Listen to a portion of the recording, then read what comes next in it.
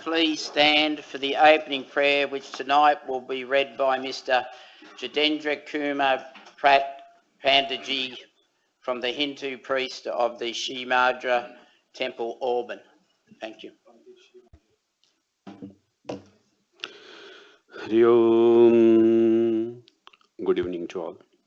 Asato ma sadgamaya tamso ma jyotirgamaya mrityor ma amritam gamaya. Om Shanti Shanti Shanti. Lead us from the unreal to the real. Lead us from darkness to light. Lead us from death to immortality. Om. Peace, peace, peace. Thank you. Thank you. I would like to acknowledge the traditional owners of this land, the Darug people, and pay my respects to their elders, both past and present. Please remain standing for the national anthem.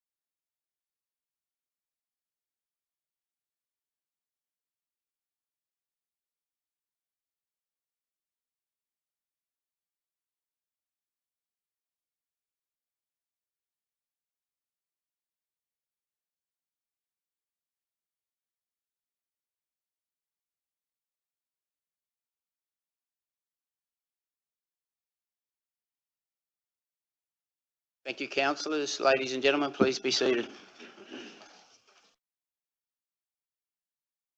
Mr. General Manager.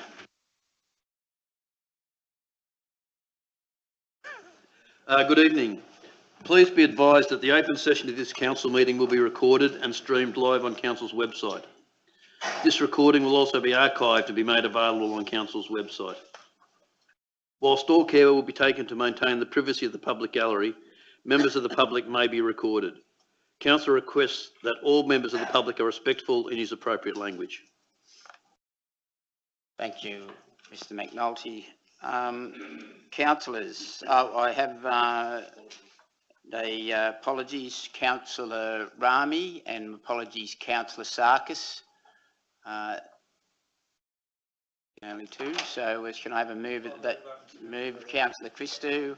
I think it was seconded Councillor Addy. All those in favour? Against? Declare that carried. Council, can I have a move for the minutes of the ordinary meeting held on the 4th of July 2018? I believe it was Councillor Addy, seconded Councillor Elmore. All those in favour? Against? Declare that carried.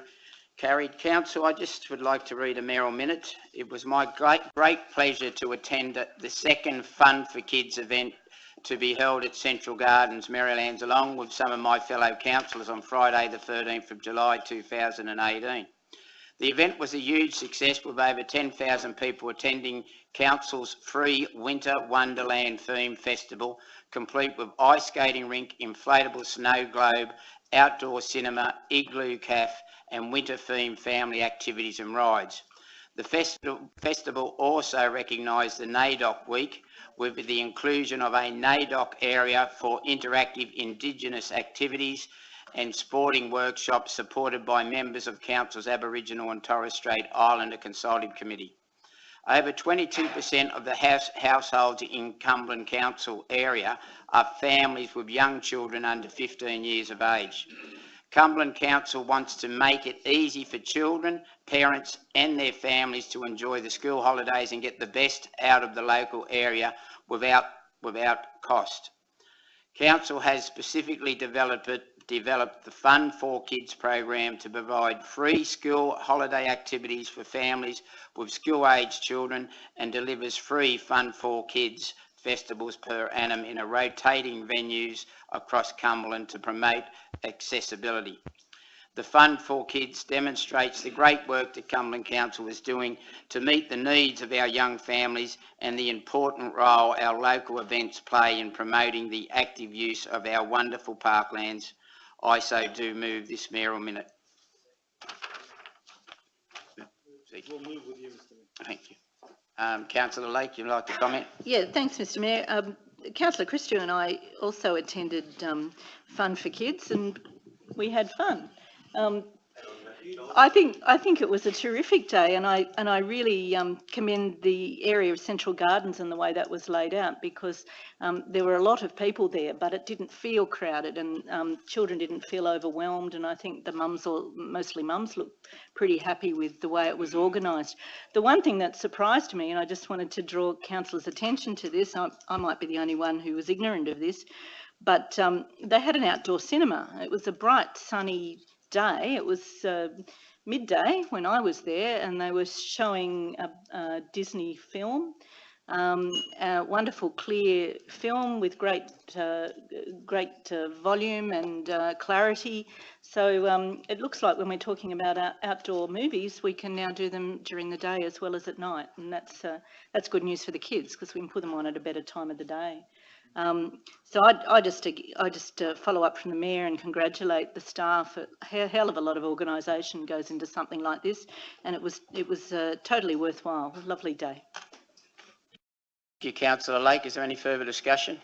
No further discussion. I'll put it. All those in favour?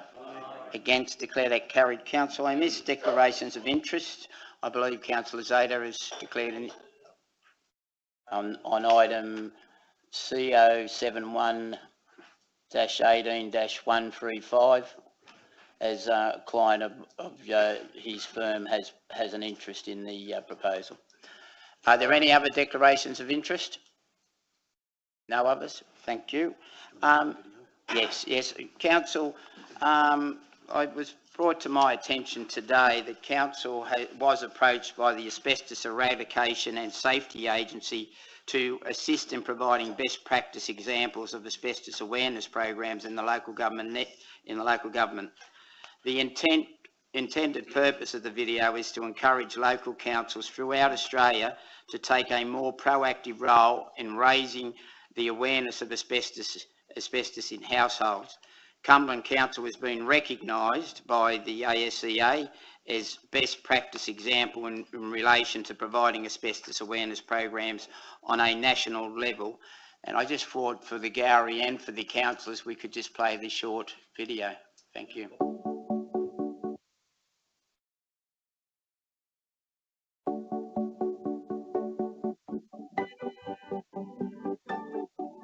My name's Daniel Anderson. I'm the Manager of Environment and Resource Recovery for Cumberland Council. Cumberland Council run a range of asbestos awareness activities with their residents. For example, we run asbestos awareness nights, we run asbestos inspections at people's houses, as well as asbestos collections at people's homes. In 2013, we commenced a free asbestos collection trial with our residents.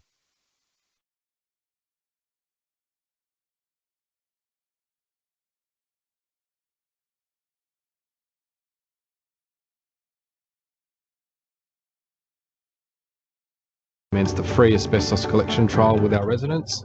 Since then, we've collected from over 655 residents, where we encourage them to call up if they've got legacy asbestos lying around their houses. They undergo a survey to ensure that they comply with our conditions, and then we put them on a schedule for that next collection. Once our residents are booked in for the service, we contact our licensed contractor, who then goes out to ensure that the material is removed safely in accordance with relevant codes of practice and standards. Due to the popularity of the service and council being the fibro belt, it was decided to make the service permanent a year after the commencement of the service trial. The service has been very well received by our community. Due to the rising costs in asbestos removal, this is a free alternative for residents to take up to ensure that their asbestos is removed safely. The ultimate objective of this service is to reduce the exposure of asbestos to our residents. This will hopefully lead to a reduction in asbestos-related disease into the future.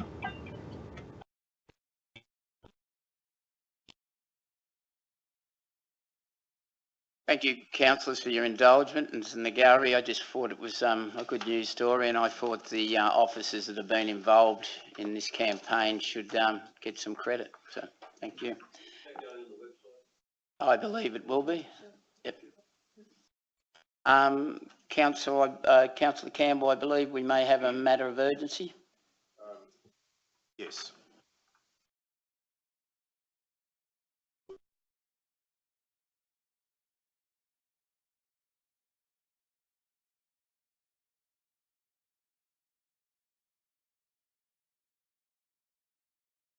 So I'd like to move the motion which is on the screen that the Mayor, on behalf of the elected council, make a submission to the local planning panel in relation to the development application for the former Lincoln Post Office site at 1A Taylor Street. That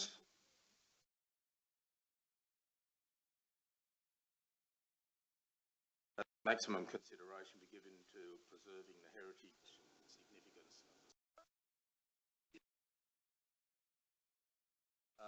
Mr. Mayor, there was a Heritage Committee meeting. I'll allow that. Thank you, Councillor Campbell, and I see that Councillor Wong has seconded. Please continue. Yes. Okay. So we've accepted that it's a matter of urgency. There was a meeting of the Heritage Committee last night, and the committee discussed the fact that there was a DA in for this site. The Lincoln Post Office is very old. I think it's been there for about 1920, and they've been the current building 1920 or so. It's a Federation-style building, and it is a landmark building in the area. And there aren't many, I think, heritage buildings of heritage value in that area, so it really does stand out.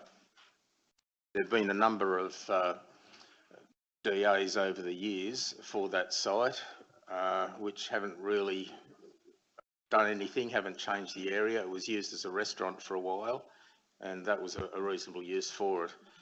The windows are boarded up at the moment, and so it's not in perfect condition, but it is in pretty good condition. The Heritage Committee, excuse me, last night passed a resolution, pretty well along the lines there without dictating to the Mayor, but the committee recommended that in consideration of a DA for the former Lincoln Post Office site, being DA 96 of 2018, that maximum consideration be given to preserving the heritage significance of the site. So pretty well what we've got up there. And I would ask the council to look favourably on this motion and vote to support a heritage site in Lincoln. Thank you. Thank you, Councillor Campbell. Councillor Elmore. Oh, thank you, Mr. Mayor. I'd like to speak in favour of the matter of urgency. Just coincidentally, I walked past the old post office last night. I was going to a meeting around there, and where the post office is, where it's located, it's located next to the park. I don't know whether, I can't recall the name of the park. Is that Lincoln Memorial Park or Remembrance Park? Because it's got two war memorials in it. When I worked at Lidcombe for about 10 years, and although I worked on the other side, I worked on Parramatta Road side, I didn't go across that side of Lidcombe very often, but there was an old RSL club there back some time ago too. It's been demolished. So there's not a lot of heritage around Lidcombe. There's the only real heritage around Lidcombe is around Remembrance Park, and the post office sort of is butts onto that. And the old post office looked in disrepair last night. The windows are boarded up, the doors are boarded up. Beautiful old building. If council can do its part in help to preserve that small part of heritage Lidcombe, we'll be looking to preserve that area, and look after the future of the people of Lidcombe. Thank you, Councillor Elmore. Councillor Garrard. And also how we put it into effect, and if council, there's nothing in there that gives you the authority to source expert information to support the submission, which may need to come from an outside source. And then if it does come from an in-house source, how does council handle the DA? Or do we go and get an independent person to handle the DA? Mr McNulty? Councillor Grant, it's my understanding that DA will be assessed by the local planning panel because it's a heritage item. Indeed, and there'll be a report before the planning. And if council were to provide some advice to the mayor, council staff would provide advice to the mayor in this regard, it would have to be someone different to the staff member writing the report. Well, that's the point I'm getting to. Yeah. Or the mayor has resources to be able to go outside the organisation and source the information. And if that happens, there needs to be some authority placed there to enable that experts witness to be able to comment. So maybe the mayor should also be authorised in terms of that expenditure.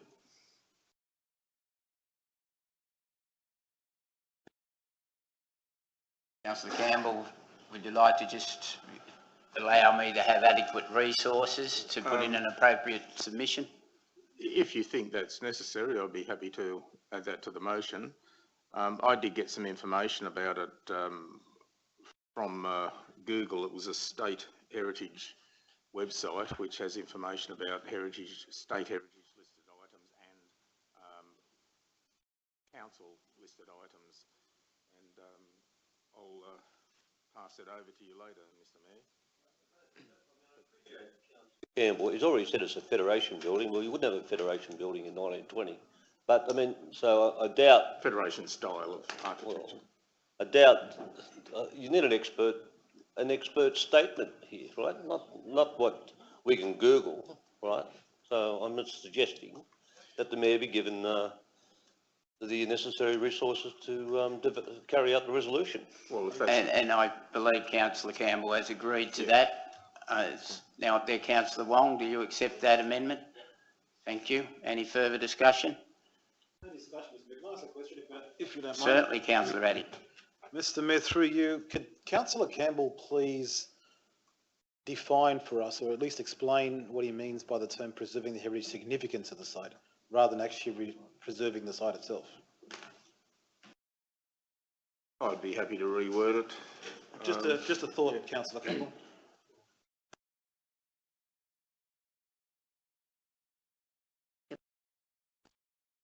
Mr. Mayor, when you refer to the term heritage significance, you're referring to how significant it is as a heritage item. It doesn't actually say preserving the site itself, or the look of it, or keep a facade, or etc. I just wanted to know what Councillor Campbell's intentions are. To preserve the site for heritage reasons, because of its heritage significance. I don't think you could preserve the heritage significance of the site by demolishing it, for example. Or you can part demolish it.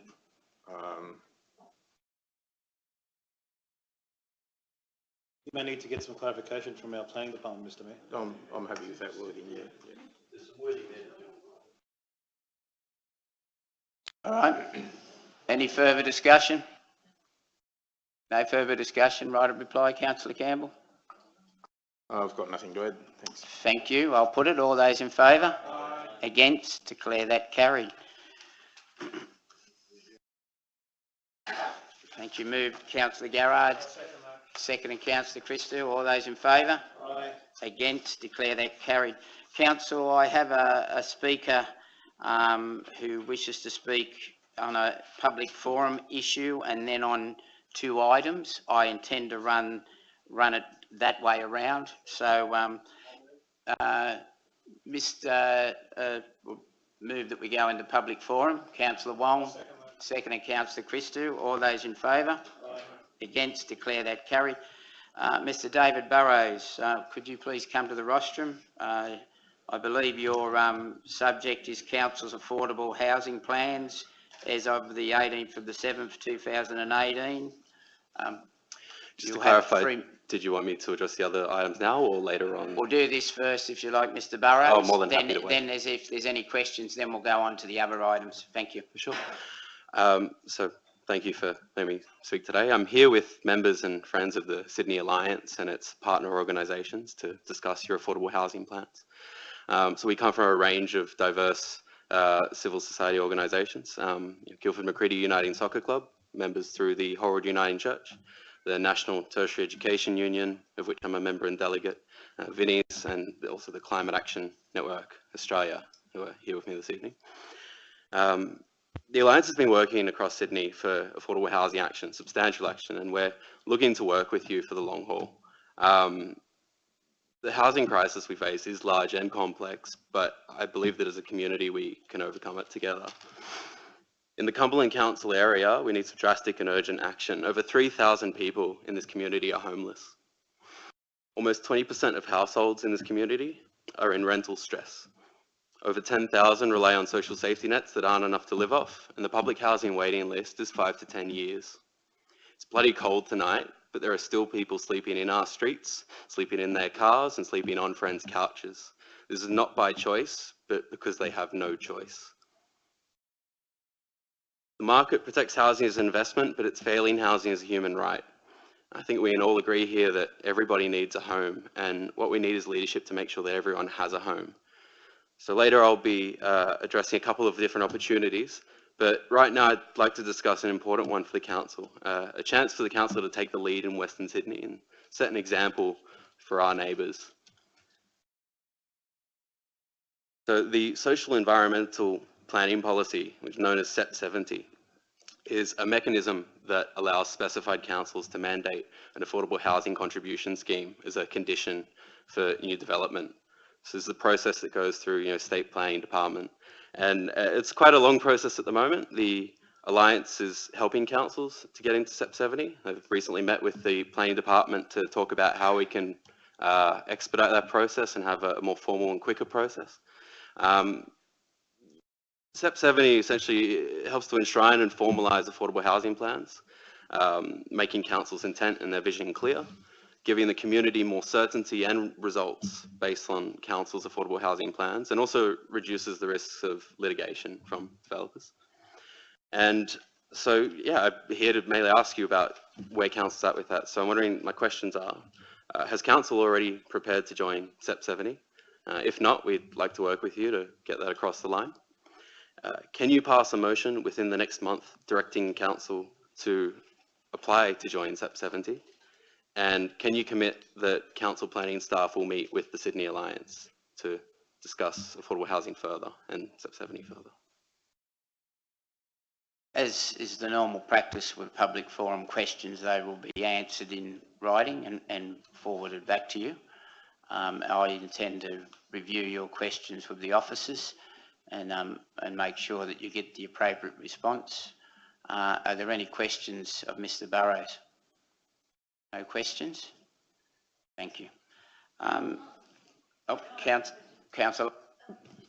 Mr. Rose, you said that you're working with other councils on SEP 70? Well, the Sydney Alliance, so they've partnered with Vinnie, and we have local groups from various different community organisations working together to try and get every area we can taking this action. So there's currently no Western Sydney councils who have joined SEP 70, and hoping Cumberland can be the first. Yeah.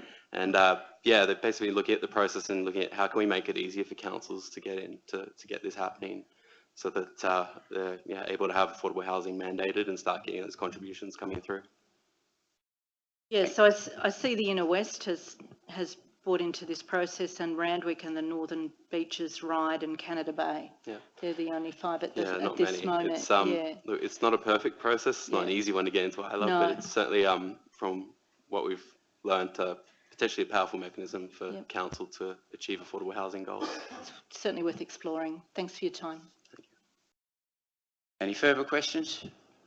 Thank you. Mr. Burrows, you wish to speak on the following 2 items. Well, we're item CO7/18-132, response to notice of motion, council administrative building, and then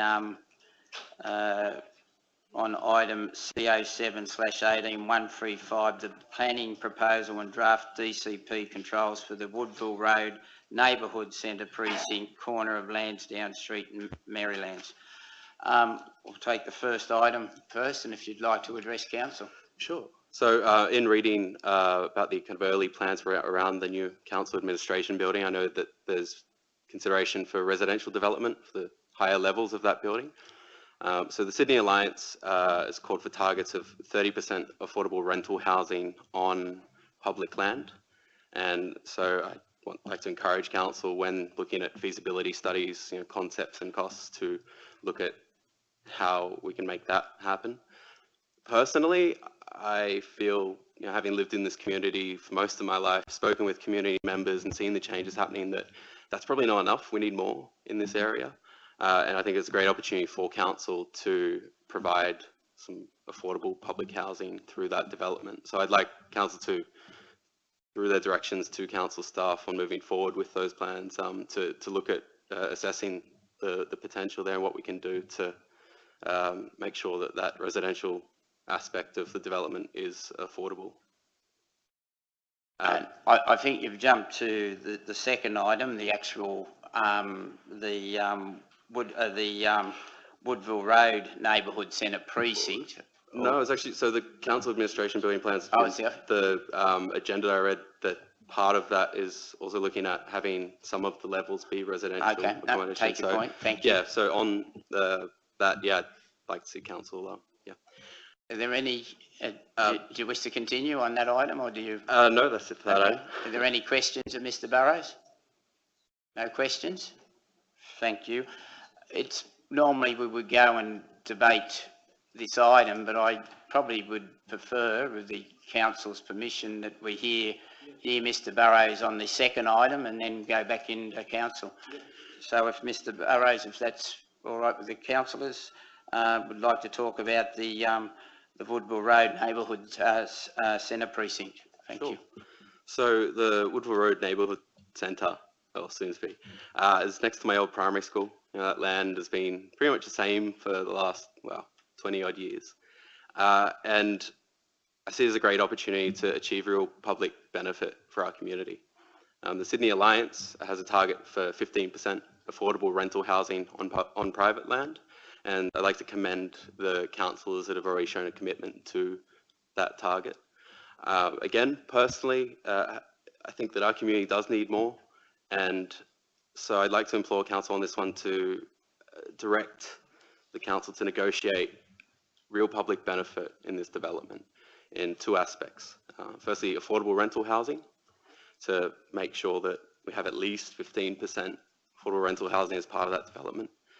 And then on the side of the, on the other hand, neighbourhood centre, to me, needs to be more than just, a real estate marketing slogan. I think that if it's genuinely going to be a neighbourhood centre, it needs to have both affordable housing and community facilities at its centre, not just a supermarket. So I'd also like council to direct those negotiations to also include looking at how will this space benefit the whole community. How will they be able to enjoy this space together, no matter their income or whether or not they can afford to live there? Will it have a community hall? Will it have a community garden? Will it have a community kitchen? Like, what will actually be part of this neighbourhood centre? On the topic of affordable housing, I'd just like to note that I think that one of the public benefits noted was that there'll be new jobs created as part of this development. I believe that those workers should be able to actually afford to live in the neighbourhood centre that they help build. And I think that, therefore, for that to be a public benefit, affordable housing has to be a key part of that. So, a bit all over the place, but yeah, just wanted to share that. Thank you, Mr. Burrows. Is there any questions of Mr. Burrows on that item? No questions? Councillor Addy? Thank you, Mr. Mayor. Mr. Burrows, thank you for coming down again. Cheers. I think we'll slot in every single meeting, I suppose, from now on. Gets me out of soccer training, so. No, go back to soccer.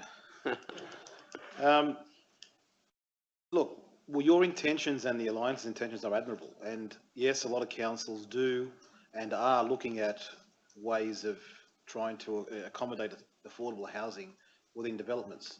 But like any economic situation, it's a balancing act between either A, having the developer do what needs to be done, and either that or if you push too hard, having nothing at all. So, and I understand, and this has been an issue with myself as a councillor, but does the Alliance, and I'm not supposed to debate this, but I'll ask you a question anyway. Does the Alliance take regard for the fact that if you push too much, then you might end up in a point where nothing's going to be there at all? Look, I don't speak for the Alliance. Also, then for yourself beyond their personally, campaigns. you're here saying you're part of the Certainly, Alliance. yeah, so the Alliance is obviously a diverse group who comes together and figures out these targets and their campaign targets. Personally, I think that if we're talking balance and what's realistic and feasible, I don't think that it's balanced, realistic and feasible to have 85 to 100% of the residential accommodation built be unaffordable in our developments. I would question what is the public benefit of building accommodation that the people who need it most can't afford.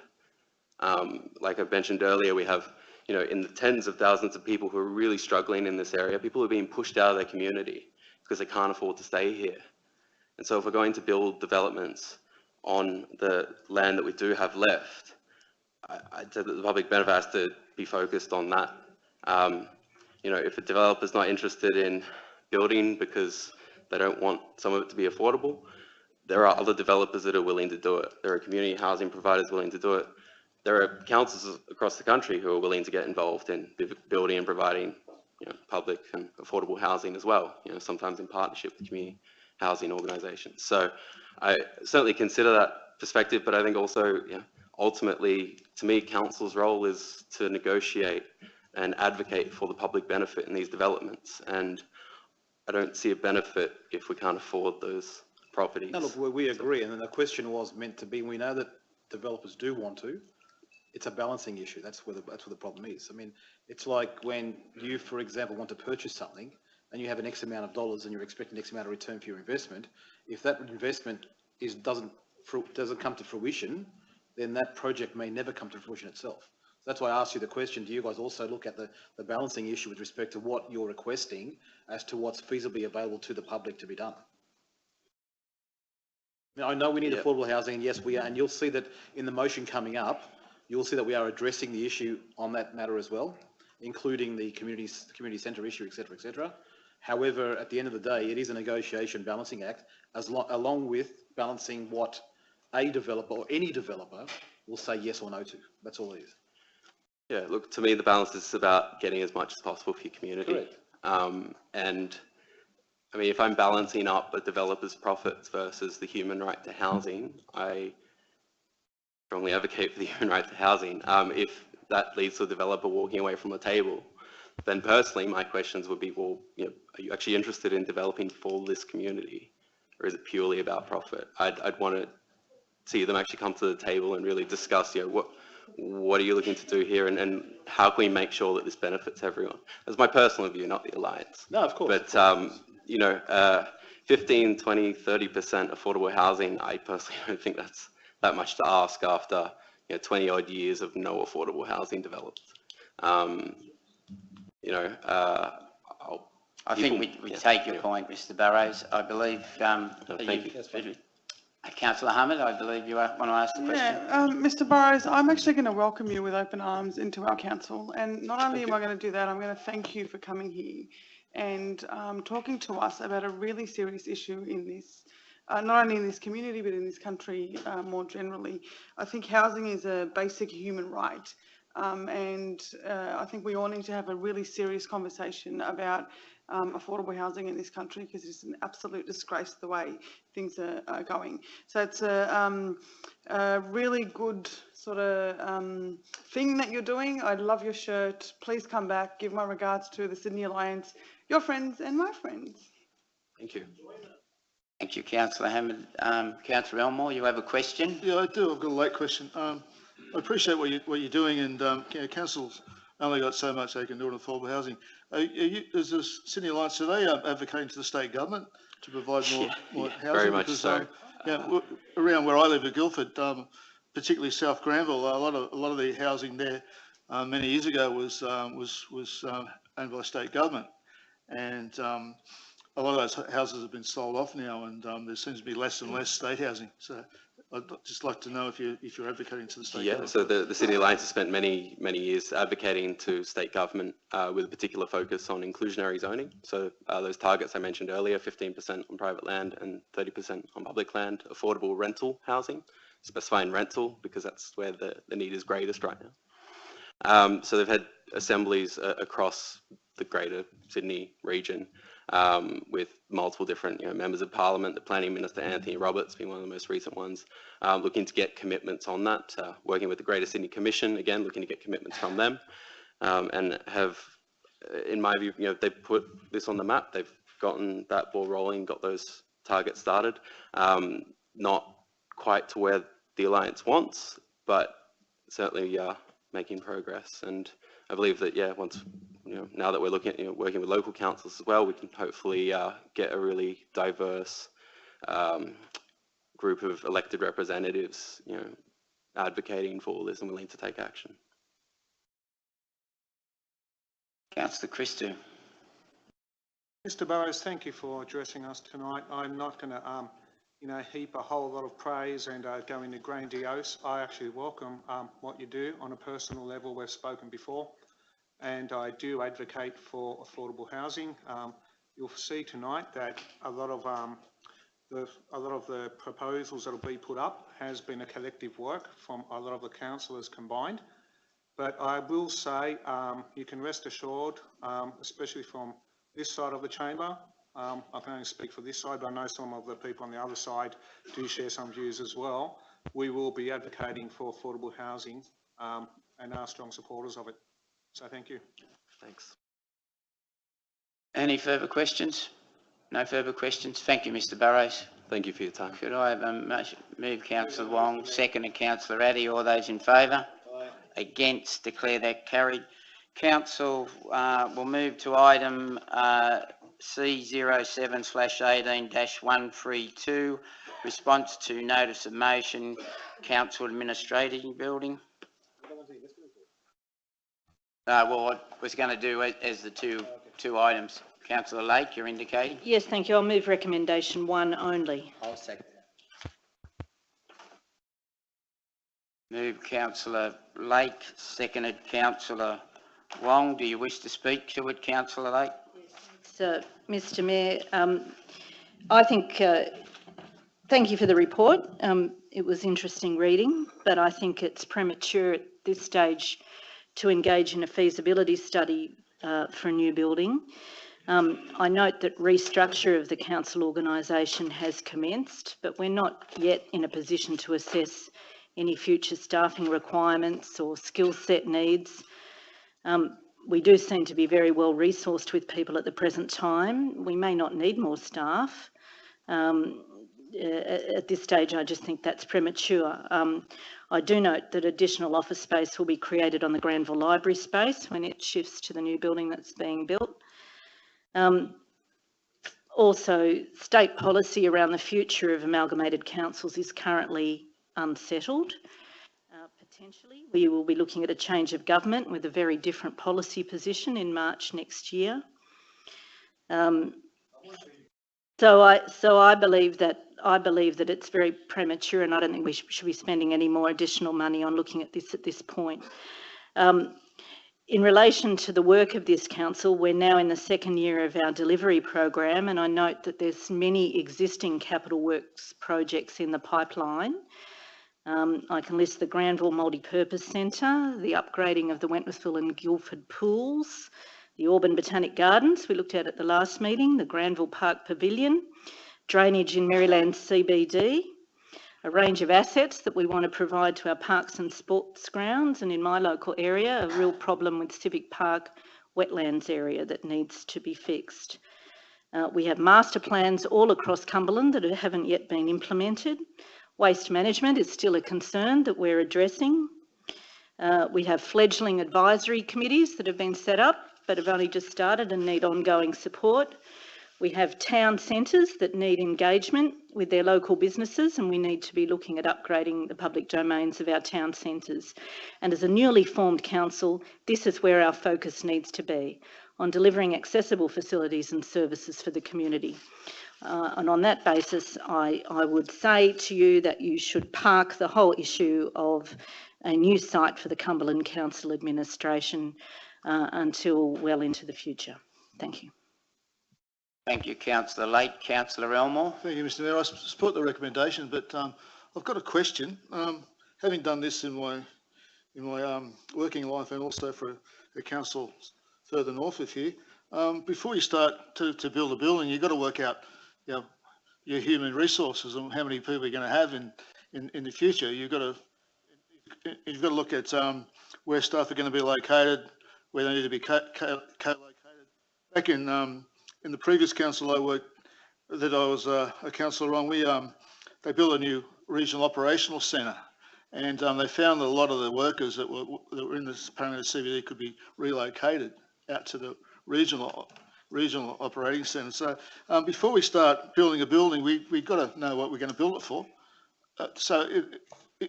I read the report and I didn't see anything about a human resource strategy.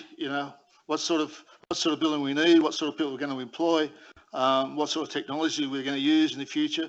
So this report is it's lacking. You cannot comprehend building a new building until you work out what you want it for.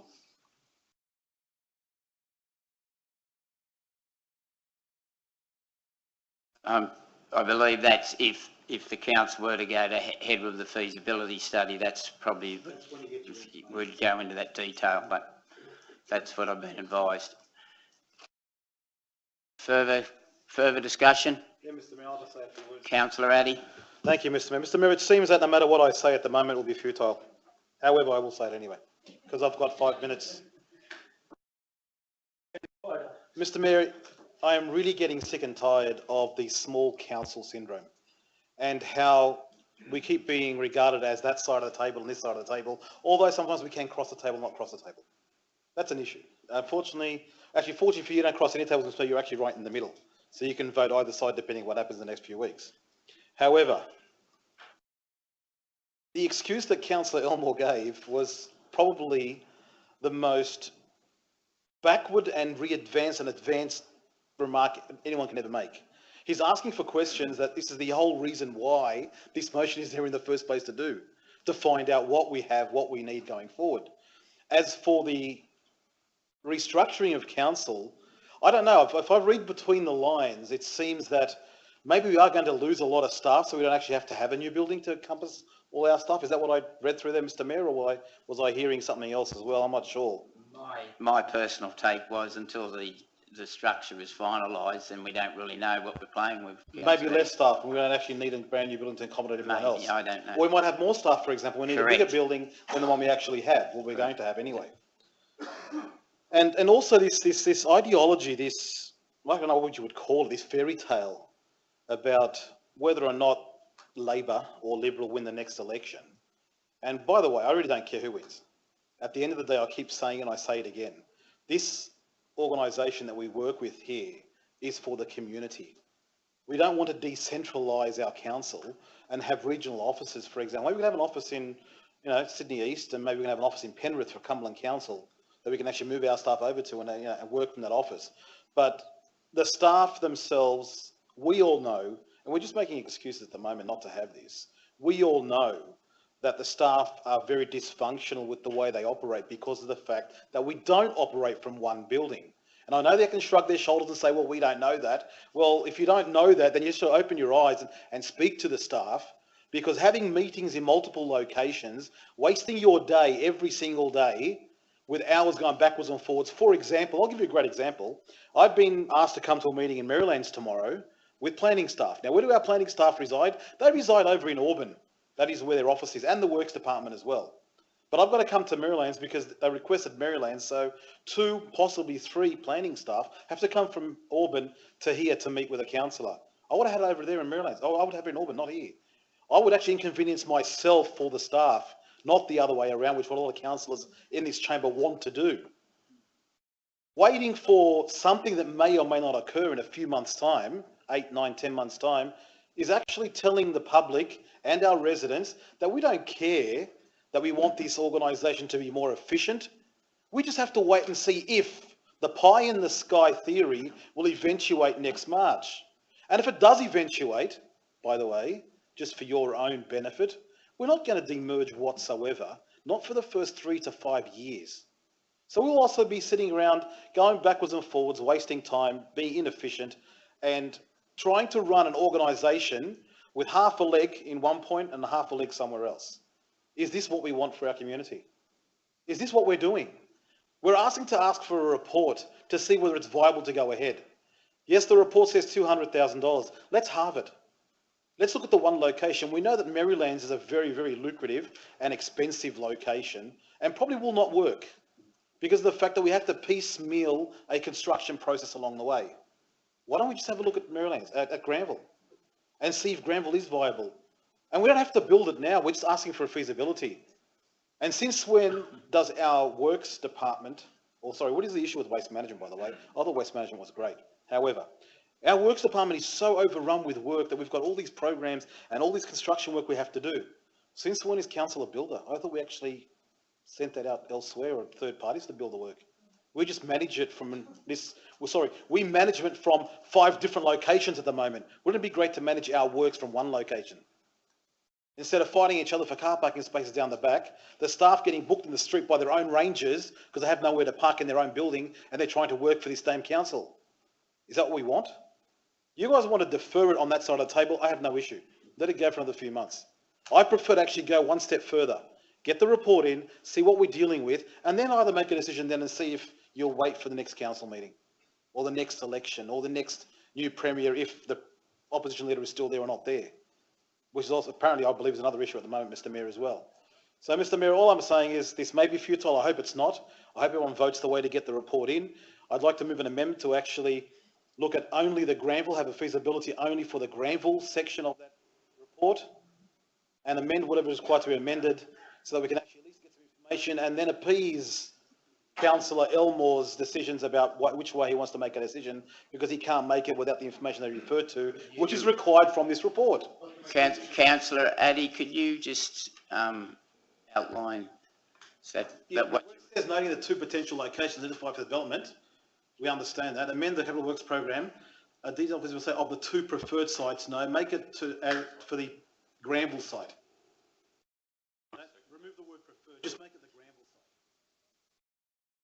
Now, when the report comes back, Mr. Mayor, they can change their mind. They can do what they want. This side of the table, that side of the table. I don't care. But at the end of the day, I work for the community. I don't work for any legal party or any political party. Thank you, Councillor Addy, and I believe it's been seconded by Councillor Zareka. I have next to speak Councillor Saha, then Councillor Campbell, then Councillor Elmore. I did take your first one as a speech. I've got a question. Okay, Councillor Saha. Thank you, Mr. Mayor, and through to you. Firstly, I want to ask a question to the General Manager, through to you. So if we in future decided to go ahead and build this Cumberland Council Administration building, this will be added to the Council Capital Works Program budget. Is that right? Mr. McNulty. Well, that would depend on whatever arrangement is made in regards to the land that the building to be built on, but possibly, yes, that's one option. Okay. And so I understand you saying that either council cannot build it, so we probably need to go outside for a tender process. Still, I reckon it will be added into our council capital works program. And if it is, I remember a couple of months back, we have a council meeting and been presented to the council 2017 and 18 capital works program. So through to you, Mr. Mayor, I actually want from 2017 and 18 capital works program, the program has not been completed in the last financial year. A list of those capital works program, if it can be distributed not only to myself, to other councillor as well. I believe the other councillor will be interested in that. So is that going to be possible? I believe Mr. McNulty will be able to provide that information. Okay, thank you. The next one is, I think, yes, it does have some value of considering having a Cumberland Council Administration building. and probably a discussion that the councillor need to have, and I want to mention that there is not all councillors are present today. So Councillor Aki actually put a motion and putting like Granville site, just to have the feasibility study done for the Granville site. I reckon that the councillor probably should have a information session or a workshop on this matter, and then decide what is the way forward, Yes. and then decide on a motion, and not to go ahead with something with a couple of councillors missing here tonight. So in that, I wouldn't actually support this amendment, but I think we should just go ahead with recommendation 1, and should arrange if all the councillors agrees, probably should arrange a workshop on this. I think this is a very important issue. And also I want to mention that the now general manager, but then the acting general manager mentioned in this council chamber, when a question was asked to him, that yes, we need more space for our staff in future. For councillors and for our council, for our residents, we also need to plan for the future. We also need to make sure that, no, I think I made it very clear. Okay. So, yep. So that's all. I believe you're asking the mover and the seconder of the question to add that, I Yes, believe. Yes. You are? Yes. Okay. I think, and a workshop. Okay. Councillor Lake, do you accept that on your? No, you don't? No, I don't. Okay, sorry, councillor. If you want to move a aforementioned amendment, then might be able to consider that down the track. I might be able to appease Councillor Saha.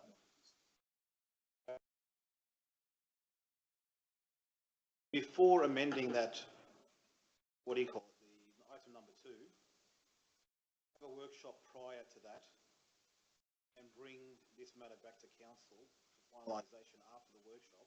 However, I'd like the workshop done as soon as possible rather than sometime in 2019. And that's the other question that I believe my ears just heard across the table. Having people come to workshops is an issue at the moment. Having people come to our meeting prior to this meeting also seems to be an issue at the moment as well. Unless you entice some councillors with a new SEP, like SEP 70 for example, or the 2009 Affordable Housing SEP, where you give them an incentive to actually come to the workshop. Maybe that could be an idea, Mr Mayor.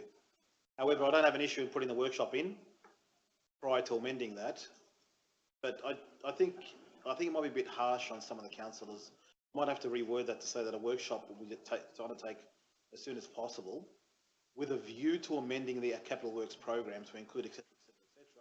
After bringing it back to another meeting, after bringing it back to another council meeting.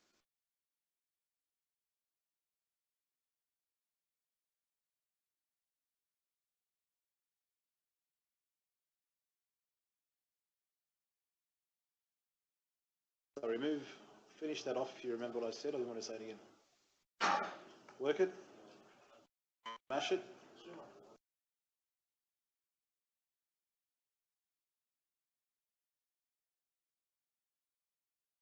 I really would like to stress, Mr Mayor, that we want the councillors to come to the workshop. I know some do have issues, we all do. However, this is very important to the future. Thank you, Councillor Addy. Councillor Zareka, do you accept that amendment? Remove number 3 because you don't need that. We can't do the.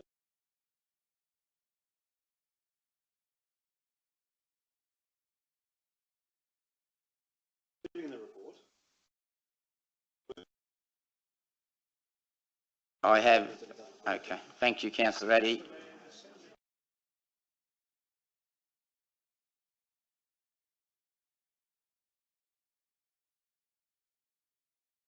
Use the microphones. Thank you.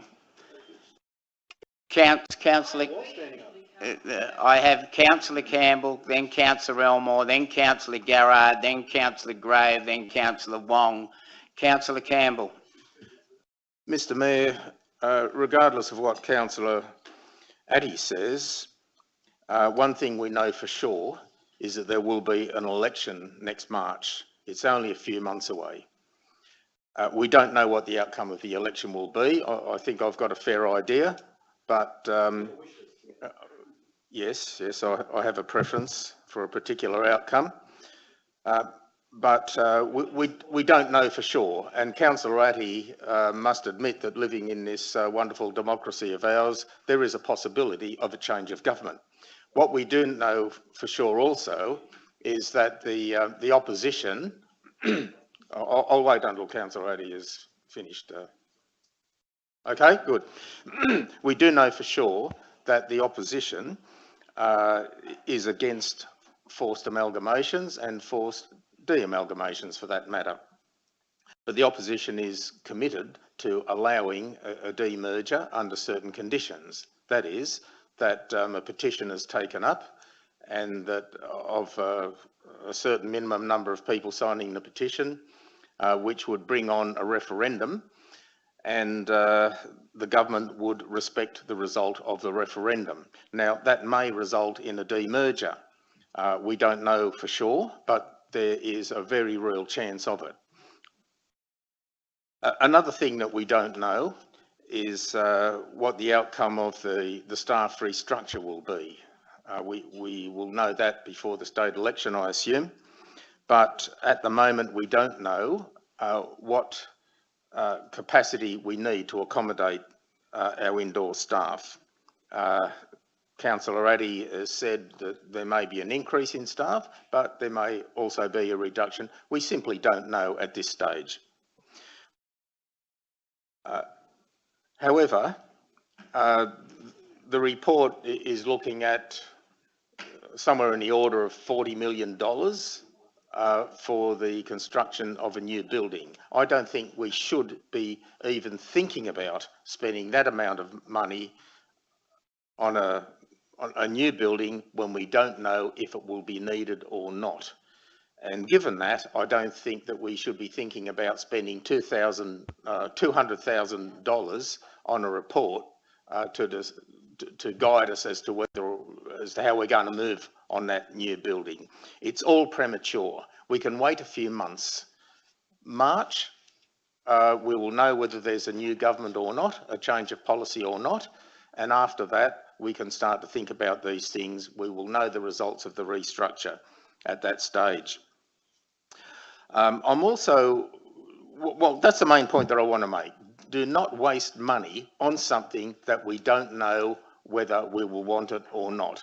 A feasibility study at this stage is premature. I'm not saying never do this, but I'm saying defer it until after the state election and when we get an indication as to what the council boundaries are going to be. There's another thing that I'd like to mention too, the assumption that all indoor staff should work under one roof. I'm not convinced that that's necessary. I'm not convinced that it's a good thing. I've got an open mind on it, actually. I could be convinced of it. I'm not at this stage. But I think it's premature to be deciding to do that for the reason that I've already mentioned. There are arguments for having staff dispersed in more than one place when we are in such a large local government area as we've got now. We know the Australian government is based in Canberra, but they have offices in Sydney and Brisbane and Melbourne and everywhere else. The state government is based in the Sydney CBD, but they have offices in Parramatta and across the state too. So it's not necessarily inefficient to have everybody in the one place. And I think that although I'm not an expert on this, as Councillor Addy presents himself, but I think that we could look at what staff really need to be with each other and how they should be grouped. Can that be done more efficiently than it is now? I don't know. I'll just throw that in. And as for meetings all over the place, to what extent can there be electronic meetings and the emailing of materials and so on, and the use of telephones for that matter?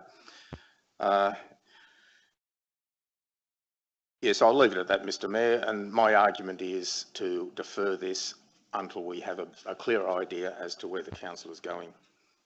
Thank you, councillor Campbell. Councillor Elmore, Oh, thank you, Mr Mayor. This amendment has been changed around that many times. I can't really keep up with it, but it's point 3 gone now where the recommendation was correct. only be located at Granville, because I That's thought... correct, and I you thought can it- speak either for or against the amendment. You have I've taken that you've spoken for the motion, so I'll leave it to I your don't wish to discretion. speak to the amendment, Mr Mayor. Okay, thank you. Councillor Garrard? Mr Mayor, I stand to support Councillor Lake's motion, but let me say that I do have some sympathy for the amendment. At some stage in the future, there's going to be, the amendment will be most proper, without doubt. But at this point in time, there are a number of things that I think are more important to this organisation that we need to do. Certainly, we need to make our money work harder for us. We need to have a property portfolio that I haven't seen yet. It needs to be developed to a rather sophisticated degree, which is going to assist in funding something like this.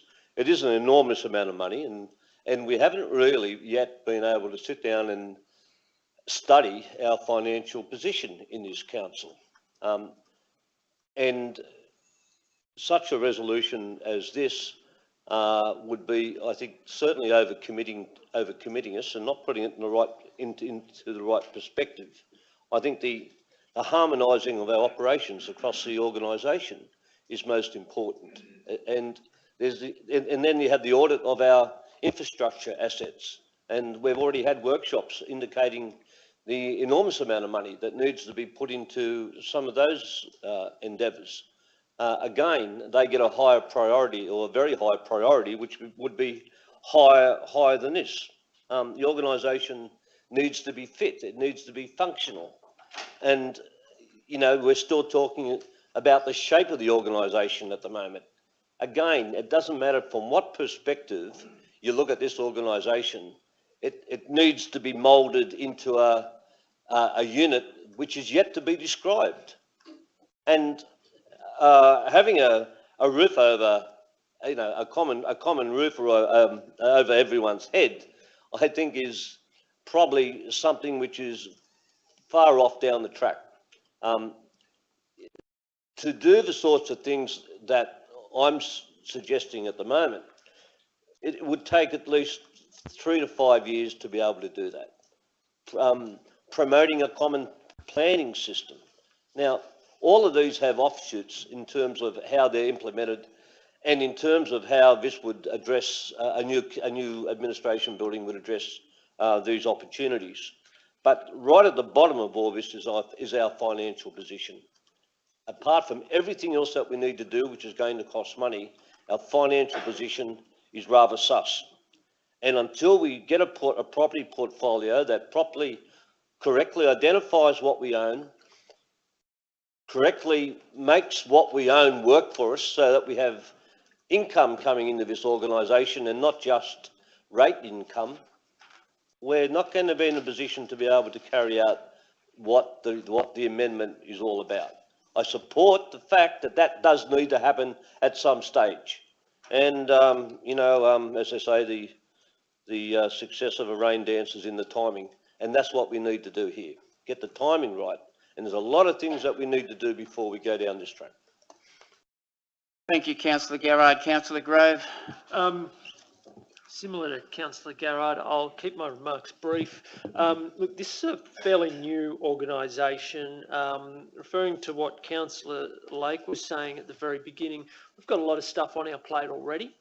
I certainly support a single site for council as a general concept. It's something I have a first-hand appreciation for. You know, council getting into property deals and putting together significant public-private partnerships, and this wouldn't require a significant private component in order to achieve.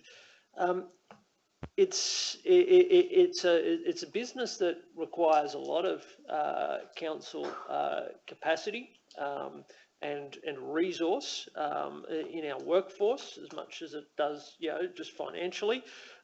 We've spent a bucket load on, property consultants, property studies, pursuing something which wasn't concerning our building in the past. I know that council to the north has spent what we've spent squared on theirs, and they've got a good outcome. It's taken them 20 years. I'd simply say that when we're looking at some of these larger strategic priorities, the first 3 years of this council, we're going to be flat out getting the basic services right. And I apply that same logic, by the way, and I'm not going to make friends on the other side by saying this, but I'm going to apply the same logic to affordable housing too. We're going to, if we don't get our basic, pick up the trash, deal with the dumping, improve our parks and playgrounds and all that sort of stuff. That's what I'd rather spend a bucket load on consultants for. There's a couple of things. Oh, by the way, the people voted, they won the referendum. Let's do this pool stuff, get it out of the way. Until we get all that sort of stuff done, I'm not convinced that this organisation has the competence for such a project. Councillor Grove, Councillor Wong. Thank you, Mr. Mayor. I think I have expressed my view about having all the back engine staff under one roof. My view was quite clear at the last time when we passed the motion for this report. I actually support one administrative building for the backroom engine staff. But however, we are facing a state election next March, and also potentially a change of government, which another potential event might happen, which is potentially we might have a plebiscite or a referendum on whether we're going to demerge or not. So I'm not going to preempt the wills of our voters. So that's why I am supporting Councillor Lake in her motion in just adopting the first point and defer the second and third motion till a later stage. Thank you. Sorry. Thank you, Councillor Wong. Mr. Mayor, I just wanted to flag, and I don't want to preempt anything either. Next year, the Eels might win the grand final. Just thought I'd flag that. Thank you, Councillor Grove. And as a Parramatta supporter, yes. I would very much want that. Thank you. I'm not sure it's going to happen. I don't want to preempt it. I'll take your point, Councillor Grove. Any further discussion? Can I not speak to my motion? No, you don't have a motion, Councillor Addy. You have the amendment. That's what I try. Any further discussion? Right of reply, Councillor Lake. Thank you, Mr. Mayor. I think enough's been said. I certainly appreciate the insights of Councillor Garrard and his experience in these issues, the sort of timelines we're looking at and the sort of things we need to consider on our financial position before we go any further. I might indicate in thinking about this matter this afternoon, I did pull out a document that former councillors will be familiar with. It was put out by the New South Wales government in December 2015, just prior to the mergers. It's based on the KPMG material, and it talks about local government reform, the merger impacts and analysis. And when you have a look at it, in hindsight, is a wonderful thing. They talk about, that the mergers over the next 20 years will realise benefits of, I think they call it $1.5 billion. But when you look at it more closely, the savings that come from those benefits really accrue from what they anticipate to be savings in wages and staff. And I think it was something like 83% of the merger benefits would be from the cutting of staff. You look at a document like this, and you see that was the key driver of the mergers, and then you have to really wonder whether they were in fairyland. We're talking about a new administration building and the need to increase staff, and we've been a merged council for only 2 years. You have to wonder where the promised financial benefits of merger will come from, and I think the answer has to be from nowhere, because there aren't any. So you have to wonder how this state government could cause such an upheaval in local council organisation and then get it so wrong. Thank you, Councillor Lake. That closes debate. I have a motion moved Councillor Lake, seconded Councillor Wong, and then I have an amendment moved Councillor Addy, seconded Councillor Zareka. I'll put the amendment as written. All those in favour? Aye. Against? No. I declare that lost. I will put the motion. All those in favour? Aye. Against? No. I declare that carried. No, I believe there was a dissenter, but if there's not a call for a division, no call for a division, I'll move on. Thank you. Can we stop everything we're doing and wait for the next election? Or just... Councillors, I'll wait and move on. Council, I have item CO7/18-135. I believe, Councillor Addy, you proposed a few amendments. Would you like to run through those? And I hope we don't have to wait till the next state election for this to go through as well, Mr Mayor. But, I think our intention is to move forward, Councillor Addy. Thank you, Mr Mayor, for your support. If you could run through those. Yes, thank you, Mr Mayor. Mr Mayor, just the changes to the recommendation that we discussed earlier as well, is that to remove number 3, which was technically half what 2 is now, and then join the 2 together as they both spoke. Sorry, can you hear me? Have you got the, yeah? It's right there. I mean, it's on. The audience, can the audience gallery hear the speaker? Continue, please. Could you increase the volume, please? No. I have a bad back if I keep bending over and talking. It's too much weight going forward, that's all. I'll bend over a bit, okay? In the right way. Mr Mayor, so it's just that because the former motion that was recommended by our staff had items 2 and 3 as referring to the same manner, the same item, but split in 2. So I've actually virtually just put it together, allowing for the negotiation to take place, which is what number 2 said, and then with a view to including provisions for the contributions towards the items that were already in number 3. However, I did have another addition to that at the end of administration costs. Yes. Which was approximately 1.5% of the development contributions. That's correct. No, it wasn't to a maximum of, it was approximately. Remove to a maximum of and just put the word approximately.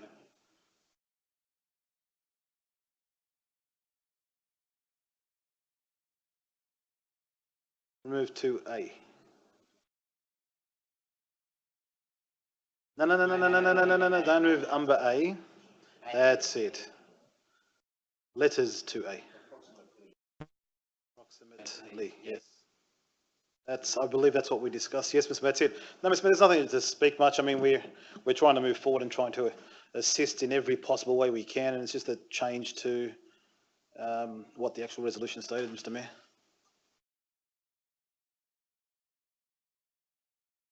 Councillor Addy, is there a seconder for that?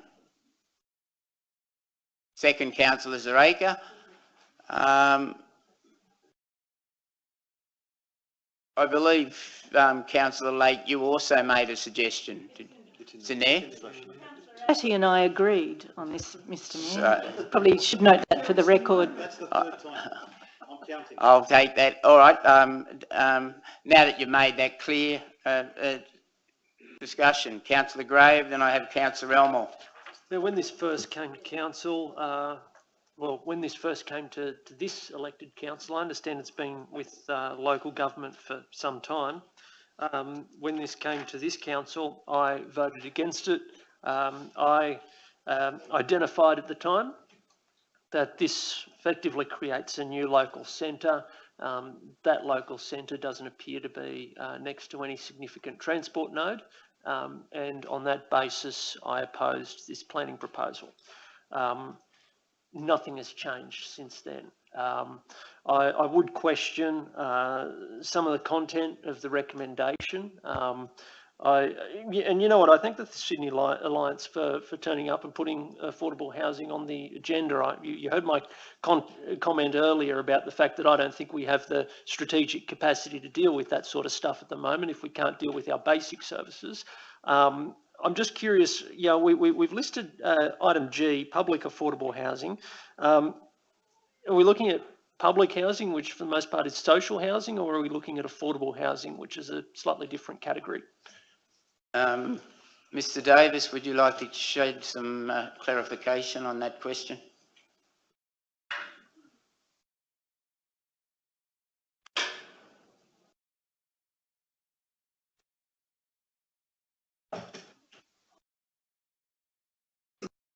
Thank you, Mr Davis. Through you, Mr Mayor, that would be, as a contribution, it would be contributed to council as a public authority, so it would be public affordable housing.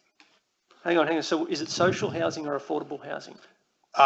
It would be public affordable housing, so not private or community. So we would become a community housing provider. Oh, well, that's just ridiculous, Mr Mayor. I'd oppose that too. Thank you. Thank you, Councillor Grove. Councillor Elmore? I've got a question. Did 2 become 3 in this recommendation? The former 3 of the original motion was merged with 2.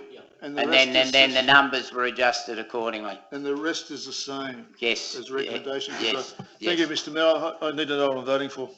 Thank you. Further discussion? Councillor Garrard? Could I ask a question about Earl Street? I didn't understand the interface that Earl Street has with this Woodville Road under this proposal. Mr Davis?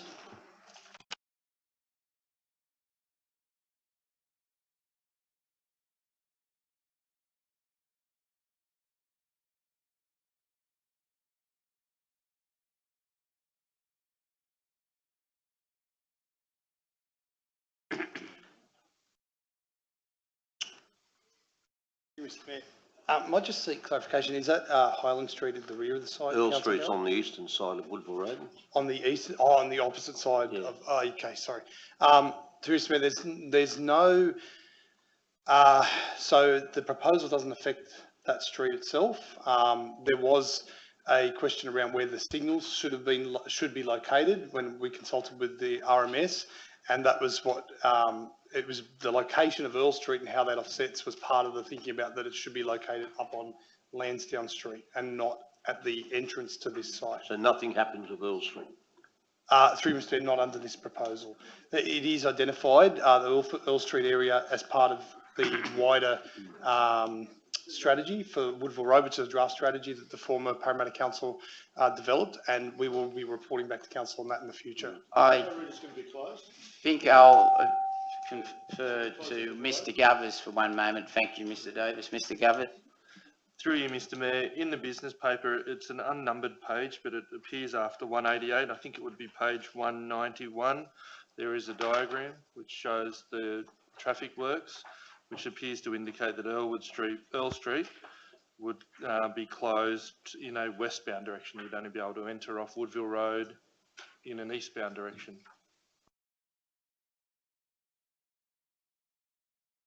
Effectively.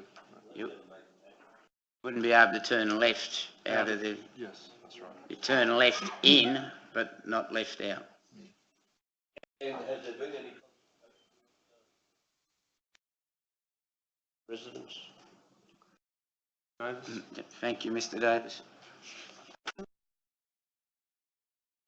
Yes, so this planning proposal was has been consulted with the community. There hasn't been a specific consultation specifically drawing attention to this, and so for these works to occur, that would need to be done separately. And Mr Mayor, would that be a consultation to tell everybody it's going to happen, or a consultation to suggest that they wish to have it? Through Mr. my view would be, and that would be done through the traffic, because it needs to be approved through the traffic committee and by the RMS. So that would be a consultation with the community to get their views before that decision's made. And how many units are envisaged in this particular development? Through Mr Mayor, the proposal is for approximately, it's an estimate, about 500 apartments on the site. 500 units. 500 units, that's correct. Formally, Mr Mayor, I'll oppose the planning proposal. I just think it's a gross over development of the site. I know Woodville Road is under, going through a transition process and will be over the next few years. However, I find it hard to see how this marries in with the transition we're going to have to the rest of Woodville Road. It's going to be totally out of character. I know it's a very large site, and it's a very large site being addressed in a particular way to fit 500 units. The site could be broken up and handled in a different fashion. For instance, the area that fronts onto Highland Street could actually be houses. It doesn't need to be units, for instance, right? And just the intensity of that you can see there, 2.4 to 1 at the front of the site. I just think that's going to be out of character with even what the future will have for Woodville Road. Thank you, councillor Garrard. Further discussion? No further discussion? Right of reply, councillor Addy. Thank you, Mr Mayor. Mr Mayor, look, I understand that councillor Garrard has some issues with respect to the character. However, the character of Woodville Road was actually an abortion of the former Parramatta Council, which I believe councillor Garrard was on, including the fact he was the ward member for that ward. So if you go down Woodville Road and have a look, and look at whether it was David Borges or not, the council voted. I prefer that there be no personal reflections. Thank you. Mr Mayor, that was councillor Garrard that brought that up, as you were aware. Thank you. Could you so if you go down subject? Woodville Road, Mr Mayor, starting from the intersection of Church Street, Granville and Woodville Road, and drive up all the way through until you get to the old Guildford, just before you go onto the Fairfield Council area, you will have a mash of single homes, 2-storey units, 6-storey units. There's one 7-storey unit complex. There's developments with a unit on one side, a unit on the other side, and then a house in the middle, or a couple of houses in the middle. You have a lot of angst in the area. And from the entire Woodville Road precinct, apart from this site, there's possibly only one more area that can be turned into a sub-CBD or a sub-local centre, probably towards the Granville area. The rest of Woodville Road just cannot accommodate it. The location of this site, and luckily, this site is such a large site, I believe it's over 5 acres from memory. Is that, if I remember correctly? It's approximately 2.6 hectares. So that's 26,000 square metres, Mr Mayor, which actually is not 5 acres, my mistake. It's actually 6.5 acres. Now, this is actually, I believe, twice the size of the Pendle Hill proposal that the former Holroyd Council approved. That I think it was actually not even more. I think it's actually 3.5 times the size. No, Bonds, I believe, was 6 to 7 hectares, councillor Addy. 6 to 7? I thought it was actually 6,000 square metres. To Mr Mayor, just clarification, so the site area was approximately 8 hectares. The commercial centre within it was for about 6,000 square metres of retail floor space. And then and of course, I believe council took a large chunk of that for the heritage items and the open park space and everything else. Correct. So the actual building footprint we're referring to is not any different to this.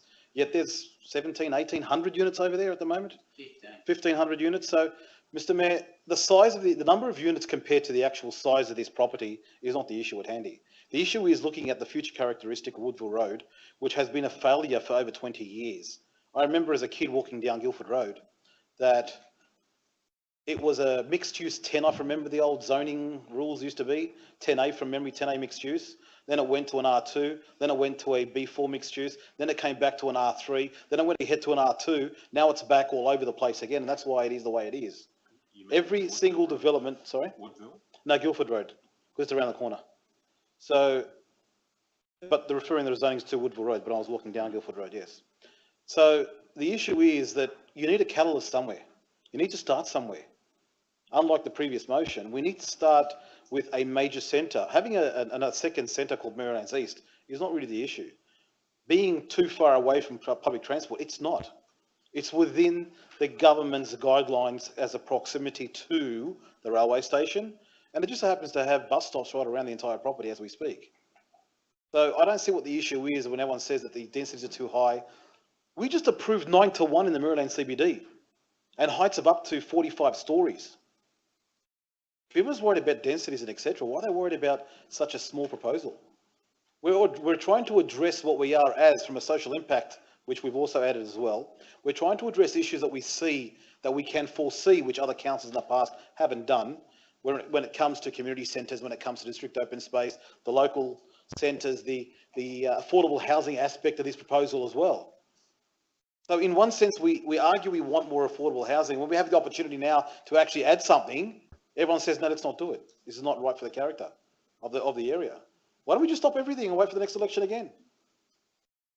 Are we going to cripple this council because someone wants one thing one way and then goes against the same principle in another manner because it doesn't suit them? We're looking at the entire area, what is best for this area. If we can achieve what we want to achieve and bring in the additional social issues that we're facing through one development, the first development, let's do it and move forward. That's all I say, Mr. Mayor. Thank you, Councillor Addy. That closes debate. I have the motion as written. Moved Councillor Addy, seconded Councillor Zareka. As it is a planning matter, I'll call for a division. All those in favour, please raise your hands. I've got Councillor Addy, Councillor Zareka, Councillor Elmore, Councillor Wong, Councillor Lake, Councillor Saar, Councillor Hammond, Councillor Christou, Councillor Campbell and Councillor Cummings. Those against, Councillor Grove and Councillor Garrard. I declare that carried.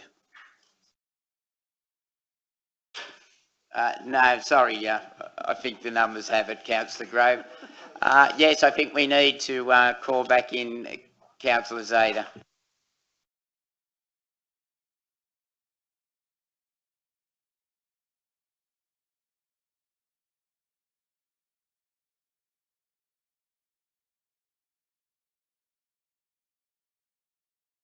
Council, are there any items that the councillors wish to discuss or move in bulk? Councillor Ganelli? We always were in council except for when Mr Burrows was addressing council. Okay. So I'll run through. Does anybody wish to discuss item 131 in the investment reports? No. The adoption of the petition guidelines, item 133? Yes, Councillor Lake.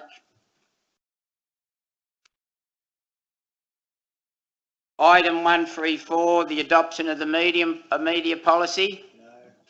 No.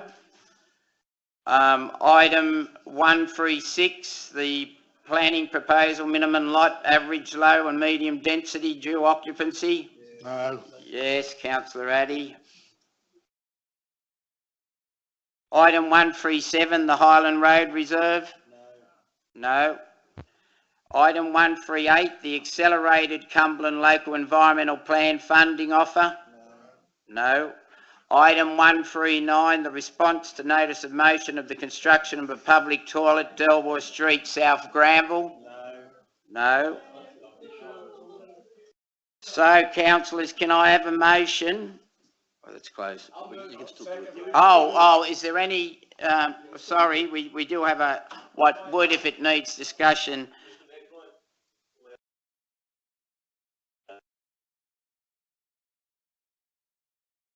okay.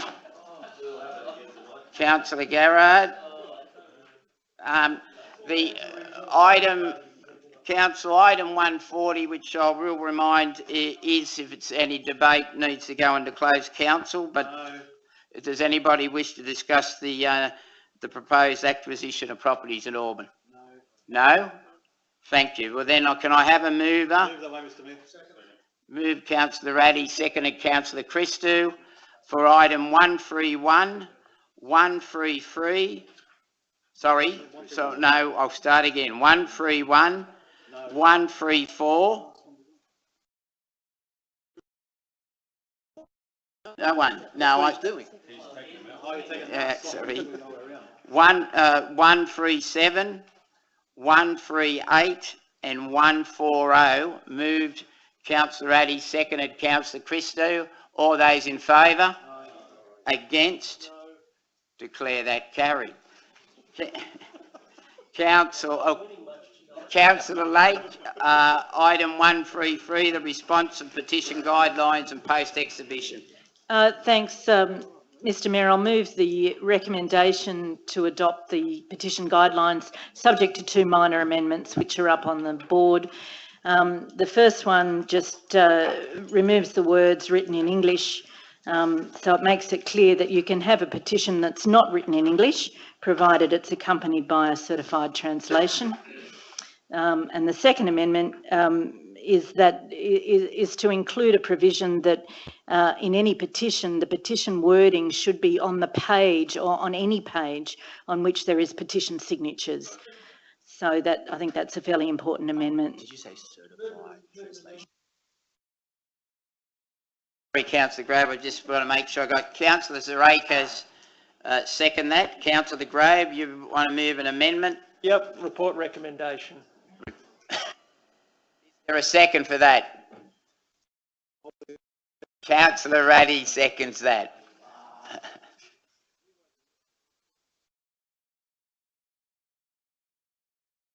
Well, seeing Councillor Lake, you moved the motion. Would you like to speak to it? I'm not quite sure what's in contention here. The fact that it has to be written in English or can be written in another language, is that your contention? Or is it the idea of petition wording on each page?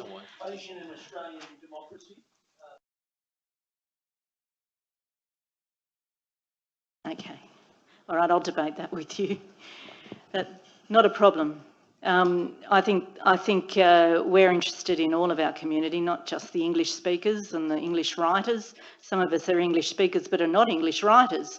I live with an old fella from the former Yugoslavia, and he's quite good at reading the TV guide, but he's not too good at reading government documents, and he's certainly not too good with writing. I get a birthday card, but that's probably about the extent of his English writing. I think, you know, petitions are about communicating community back to the council, if it has to be done in another language, so that the people signing off on the petition clearly understand what they are signing on. I think that's very important, and it's pretty fundamental in legal documents as well, that people understand exactly what it is that they're signing. There's a protection in the guidelines, because if you put up a petition that's in another language, it has to be accompanied by a certified translation, which means it has to be done by a recognised translator. And I think, and it should also include the contact details of that translator. So I think the protections are there. I think I don't have any problem with receiving documents not in English, as long as I've got an English document next to it that I can read.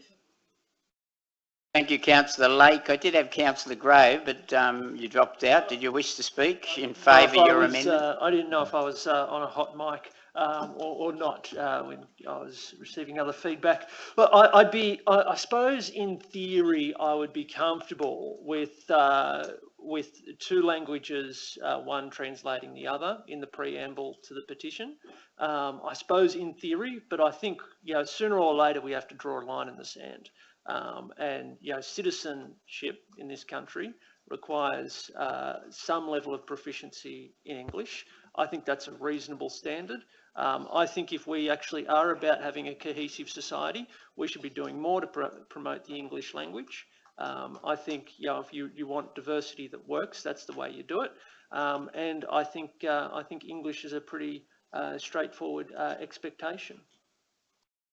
Thank you, Councillor Grove. Councillor Zeta.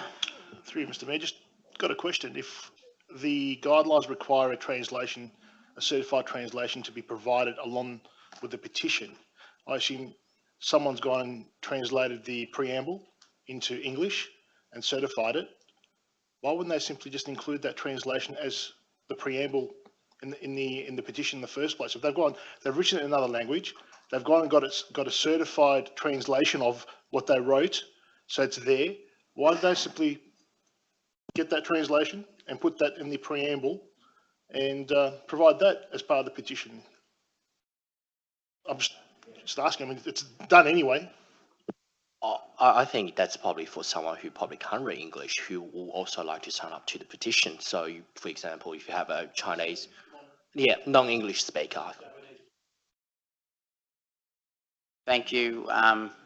Thank you, Councillor Zeta and Councillor Wong. Councillor Campbell, you wish to speak? Yes, Mr Mayor, I'm prompted to speak by the comments of Councillor Grove, which I find unacceptable. I think that his statements about English being the official language, yes, that's perfectly correct, and everyone ought to be able to speak English. I think that's something that we can aspire to, and I hope that people who are able to learn English take steps to do that. But the reality is, you can't learn to speak English in 5 minutes. It takes a while. Some people live in Australia for many years before they can learn to speak English, and some people never do. But overriding all of this is we want all of our citizens, all of our residents in our local government area to see themselves as equal participants in our democracy, whether they can speak English or not, how well they can speak English or not. And that means that they should have the equal ability with everybody else to sign a petition, to know what they're signing. I don't want people signing a petition that's written in a language they don't understand. I want it to be written in the language that they understand. If we get the same petition in 6 different languages, that's fine, as long as Councillor Lake says there is a certified translation. In that case, the person signing the petition understands what they're signing, and the person getting it, or the council getting it, has it in English. We understand what they're saying. So to allow full communication, we have to accept that some people can express themselves in another language much better than they can in English, and that should be acceptable to us. We're a multicultural society, and we need to be able to communicate with each other as best as possible. Thank you, Councillor Campbell. Councillor Zeta? I actually agree with what Councillor Campbell just said. My only issue is, how do we know that if the actual petition, the preamble, is written in another language, that the actual English translation is provided to whoever wants to sign it? At the end of the day, if the main body is written in another language and there's a side translation in English, how do we know that's going to be provided at the same time? Otherwise, I would assume that whoever's going to be signing it would probably either only be able to speak that language, which means it's limited to only those people, or if someone else wants to try and sign off on this petition, they're not going to be able to unless from the onset the translation's provided side by side to give them the opportunity to understand exactly what they're signing off on. It becomes a bit, bit difficult, I suppose. What would really be nice is if the actual petition itself had the English preamble on it with the translation of the other language certified, and this way, when it's any member of the community can actually sign off on it. And if they can't read that particular language, they get given the certified copy of the translation. This way, at least we know when we're given a petition that's got the preamble on it and there's all the signatures underneath it, we know at the very minimum, when they sign that piece of paper, there was the English translation, the English language on it, which any member of the community could have signed, and they could have been given also the translation in another language as a side document. So that's my only issue is I understand where Councillor Campbell's coming from. I just worry that if we go down this road, that potentially the English translation may not always be available to every single member of the community to sign off on the petition. Councillor Zeta, I have Councillor Christou. Thank you, Mr Mayor. What a waste of council time. Like, seriously, 15 minutes debating this stuff. Right. You know, we've got a lot more important issues than to sit here and be difficult over petitions. We all know that petitions are put up every day of the week. over different issues. They're shoved in people's faces at a train station and whatnot. I would rather the person know what they're signing and understand what they're signing, rather than just sign something because they feel obliged to or under pressure that they don't understand. Now, I just don't see the issue. I think Councillor Lakes put up a reasonable amendment. For the record, I do sympathise with Councillor Grove's comments to a degree, but I just think the whole thing is just absurd. Let's just put this to bed now, have a vote, and stop wasting council time over it. Second. I have a motion that the motion be put. All those in favour? Against? No. I declare that carried. Councillor Lake, right of reply. Thank you. Mr Mayor, I think a lot of this conversation has gone a bit off the mark and has been carried on by people who haven't actually read the guidelines and what my amendment was seeking to do. I wasn't making an amendment about putting in certified translation. That's already there in the guideline. What I was doing was taking out some words that were inconsistent with other words in the guideline. So removing the words written in English, I was saying that they should be removed because the guidelines allow you to write your petition in a language other than English. But if you do, you must have a certified translator, and that was the only basis for the removal of those words. The guidelines would allow you to write your petition in multiple languages. You could write it in 5 different languages, including English, if you want to. It just says that if the petition is in another language, that language must be accompanied by a certified translation. So all options are available. It's up to the petitioner. If the petitioner only wants to petition people who read Chinese, then that's a matter for the petitioner, and that petitioner would write, I guess, a Chinese worded petition. But if the petitioner wants to petition people from all walks of life, which I suspect in our community, which is the way we would want to draw our petition, it's in our interest to have as many languages as possible on the page. So good luck to petitioners. I'm a keen petitioner. People might remember me sitting outside the Wentworthville pool for a couple of weeks a few years ago. I started my political life standing on George Street outside the Hoyt Cinema with a petition. I think it was about McDonald's and youth wages. That was a long time ago. Yeah, these guidelines are a good idea, and I hope it encourages community to get out there and gauge each other's views. Thanks. Thank you, Councillor Lake. That closes debate. I have the amendment as written. Moved Councillor Grove, seconded Councillor Addy, and I have the motion as moved Councillor Lake, seconded Councillor Zareka. I will put the amendment. All those in favour? Aye. Against? No. I declare the amendment lost. I will now put the motion. All those in favour? Against? No. I declare the motion carried. Council, item CO7/18136, planning proposal, minimum lot area for low and medium density dual occupancy. I'm sorry, I did have an indication that Councillor Addy wished to discuss this matter, so Councillor Addy has first call. Mr Mayor, you are 100% correct, Mr Mayor. Just on a side note, actually I won't say it, I might offend some people in this organisation. Mr Mayor, I believe that we've gone overboard on this motion at the moment with respect to the site size. I understand that to the east, on our east coast, near the beaches there, we have a smaller, no, the beaches, Mr Mayor. Oh, okay. Yeah, during flood times, I'm sure it becomes part of the beach as well. We had 450 square metres, and I know for a fact that the former Parramatta area had 600 and the former Holroyd had 500. So what I propose to do, Mr Mayor, is change that 600 square metres as at the moment being a guideline and an interim basis and et cetera, and make it 500, which comes in between both. And then when we do finalise early, people can then look at different areas near different centres and et cetera, and move from there. Seconded, Councillor Zareka. That way there is more of a balance this way, because the majority of the area was more closer to 500 than it is to 600.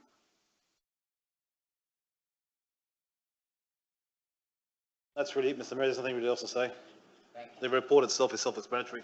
Thank you, councillor Addy. Further discussion? No, Mr Mayor. As put by the council officers, Mr Mayor. Move councillor Elmore, an amendment. There'll be an amendment, Mr Mayor. Seconded, councillor Christou. Further discussion? Councillor Grove. Councillor Atty says what we have is a proposal that would restrict the rights of private property owners in Holroyd and the former Holroyd area beyond what the current rules enable. I believe the rules were only changed in September 20, well not September, but it was mid 2013 those rules changed. When we did the DCP and the new LEP came online alongside a couple of other things. I would not want property owners to have less rights than they already have. These are owners of R2 dwellings, not big time developers, just people who for whatever reason want to retain the value that they have on their site. So I would certainly support the retention of Holroyd's existing controls. I would probably, with respect to what Councillor Addy has put forward, I would probably be more supportive of a motion that preserved all the existing minimum lot sizes for this sort of development, rather than take the Holroyd standard and force it across the LGA as well.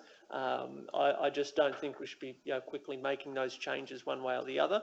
But certainly, as someone whose ward covers all 100% of the ward is from the former Holroyd LGA, I have an obligation on behalf of those ratepayers to protect their private property rights in this instance. Councillor Grove. Councillor Elmore.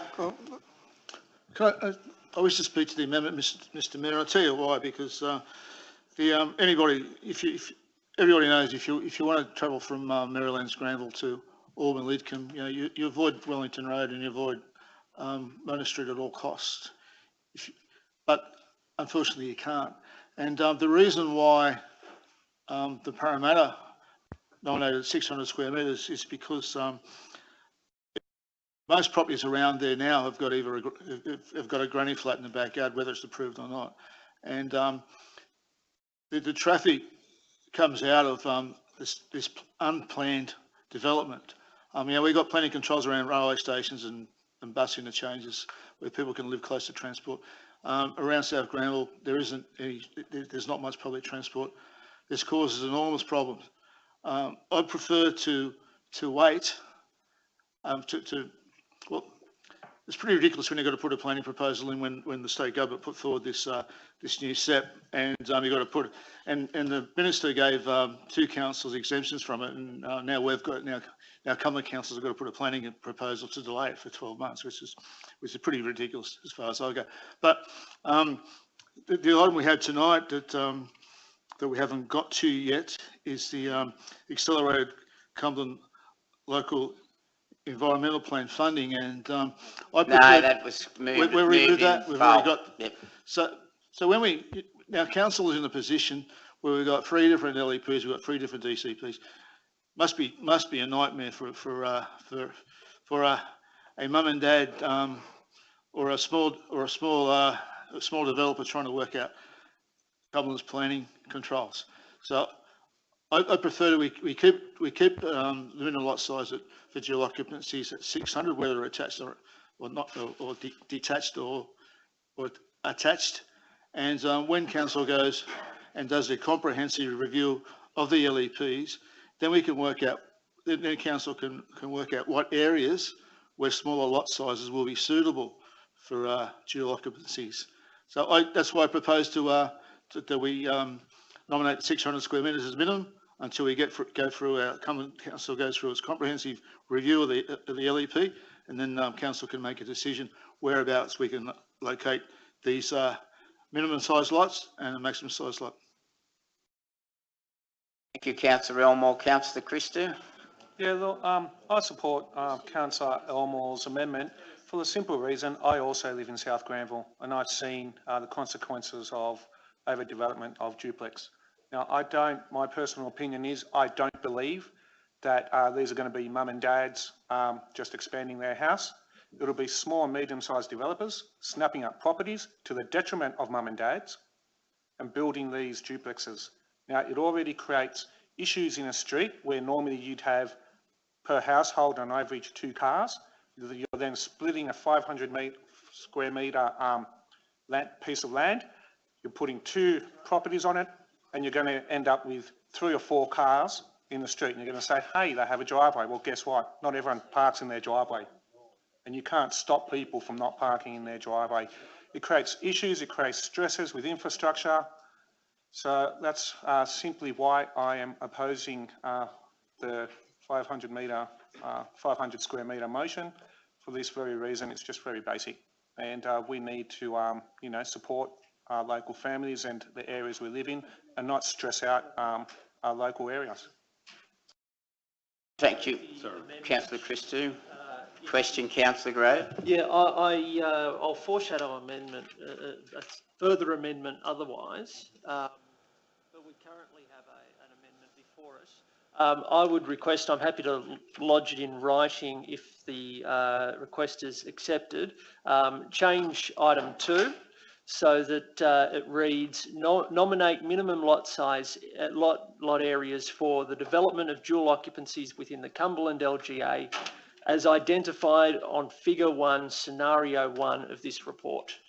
So that would effectively mean that the former Woodville ward would keep its minimum lot sizes, the former Auburn LGA would keep its minimum lot sizes, and the former Holroyd LGA would keep its minimum lot sizes. Yes.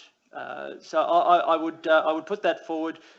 If I'd ask if that's You're asking that of the mover of the amendment. Correct.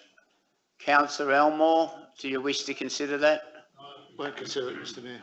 No, thank you. Sorry. So a foreshadowed amendment, councillor Grove. Thank you. You can also change my amendment. Well, I'll put it to if that's way. Would you like to?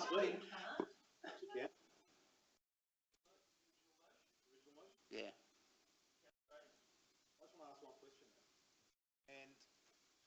Mr Mayor, through you,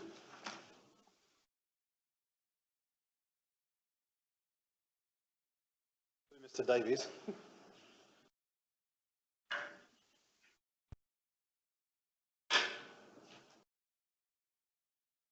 Do we need to make a change in order for us to receive the exemption from the lower medium density set? Mr Davis. Through you, Mr Mayor, we do have to prepare an LEP to bring forward whatever council wants out of DCPs into an LEP. If it's the same as what we have now, do we still have to prepare an LEP? Yes, that's correct. So which will also still defer the other one? That's correct. But Mr Mayor, I would have an issue in moving that into mine. And let Granville have what they want to have. Actually, I don't mind making Granville 650 if you like. Or even 700. Let's make it an even 1,000, Mr Mayor. I haven't got a problem with that either. I'll ask the seconder whether he's willing to accept councillor Zaraka. So if there is the issue is, because I believe that it is the Granville sector of this organisation has an issue with this, so why should they dictate for the rest of us? So let's leave it as it is and put our planning proposal in, and we stay as we are, and the former Holroyd don't want to affect their residents, and let Granville have what they want to have. To have a detailed review. Councillor Zaraka? That changes things a little bit, but I just want to say the comments made by councillor Christou were effectively in relation to dual occupancy as a whole. I mean, the difference between 600 and 500 metres squared is not that much in the scheme of things. What you're doing is you're providing more affordable homes. I mean, we've heard about for the last 3 meetings where there is a thrust for more affordable homes. We understand what your point of issue is. But I think that stems to the dual occupancy scenario as a whole, not just on a size basis. Then you've got the lack of affordable accommodation in the area, the lack of affordable rent. So the more supply that we have in the community, the less the prices, the less strain, in fact, yes, there is on pricing. You get the prices drop, you get more affordable. Sorry? Thank you, councillor Zaraika, you have the floor. The other, yeah, so just on that point by councillor Grove, as I said, that changes things. There's nothing more I need to add to it. So besides a question to Mr. Davies, what's the minimum lot size now in, for example, Auburn? Mr. Davies. Through Mr. Mayor, the minimum lot size in the Auburn area at the moment is 450 square metres for an attached dual occupancy and 600 square metres for a detached dual occupancy. Okay. Thank you. Councillor Christou, you're speaking your question. May I, as Councillor Zaraika kindly addressed me, may I respond to one of the questions? So long as you're succinct. I will be succinct. Thank you, Councillor Zaraika. I do acknowledge and respect your comments, although respectfully, duplexes are not affordable.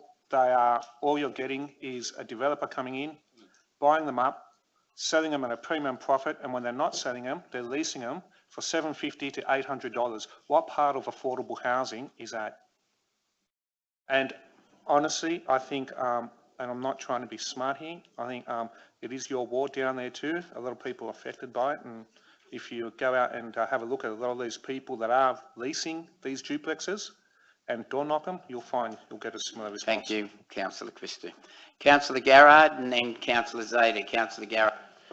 Mr. Mayor, I'm worried around the 500 and 600. I mean, to me, I don't think that's the real issue. It's really the design of the shape of the block. For instance, if you've got blocks on corners, right, you can get, it could be 450 on a corner or 500, 600. But at the end of the day, you can do something on a corner block that you can't do in the middle of a street, for instance, right? Now, I don't know whether the our department intends looking at that sort of detail. Also, you have then, you know, a 600 metre block of land that has a 13 metre frontage as against a 500 metre block of land that has a 20 metre frontage. And again, the frontages determine just what the design component is going to be of the building.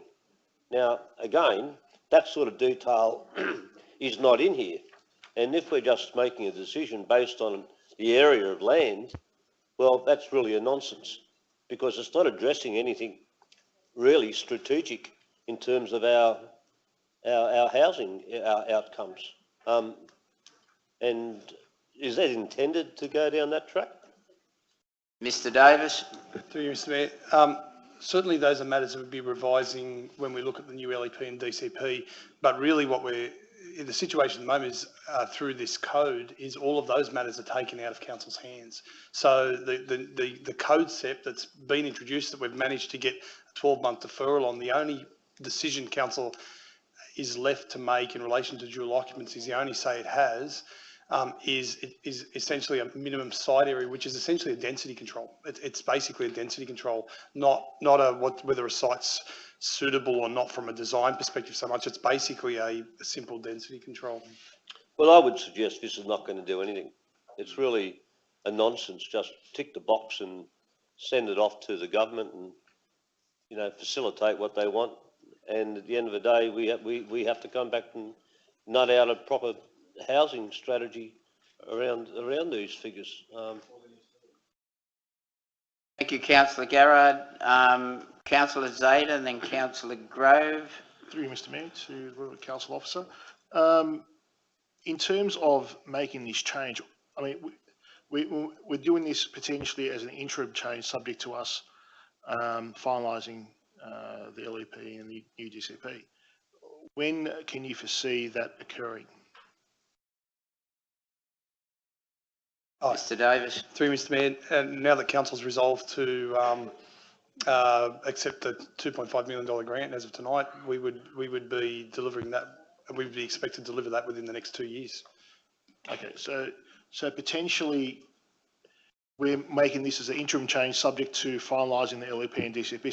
So this could occur in the new LEP and DCP could possibly be introduced in the next 12 months, 18 months, 2 years. Oh, potentially, yeah. So realistically, with consultation and development of studies and so forth, within the next 12 months is very unlikely.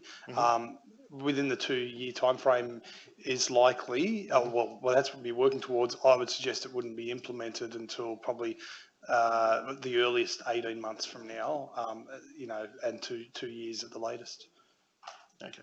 So, thanks very much, Mr Mayor. So potentially we're looking at changing the minimum lot size now. It might change again in 18 months to 2 years. How does that, I suppose, how does that provide confidence to our local residents and and potentially the investors in this particular community if we're continually making changes to these lot sizes? They've been dealing with the current lot sizes with Holroyd's DCP, it was what's been 2013, so it's been 4 to 5 years. They've been dealing with that. Now we're looking at changing it as an interim measure back to 600. It's like a yo-yo, up and down until we come back and agree to something.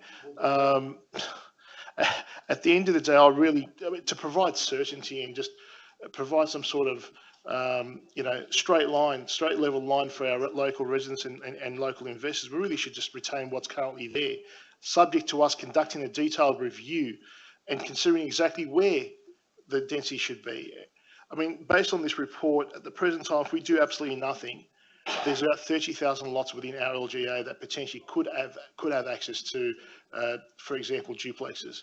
If we go for scenario 3, which is the 600 square metre lots, that drops it down from 30,000 down to 13,000 lots that are potentially capable of being developed into duplexes.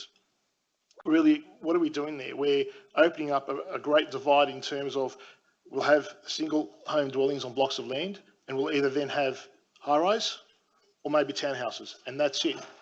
We're going to reduce the variety of properties from high-rises to townhouses straight down to single dwelling homes. That mix where you possibly have the duplex in between that is going to be substantially decreased by potentially increasing the minimum lot size to 600 square metres. Parramatta's had 600 for many, many years. Holroyd's had 500 for many, many years. It's been 5 years for Holroyd. And Auburn, I'm not sure, probably even just as long, if not longer, they've had 450.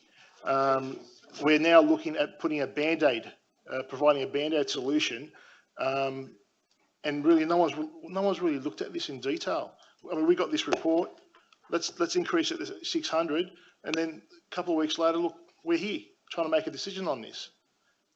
People's lives are affected by this. There are probably people right now who probably have DAs or probably preparing DAs for development on their own properties that will be impacted by this, and they don't deserve this.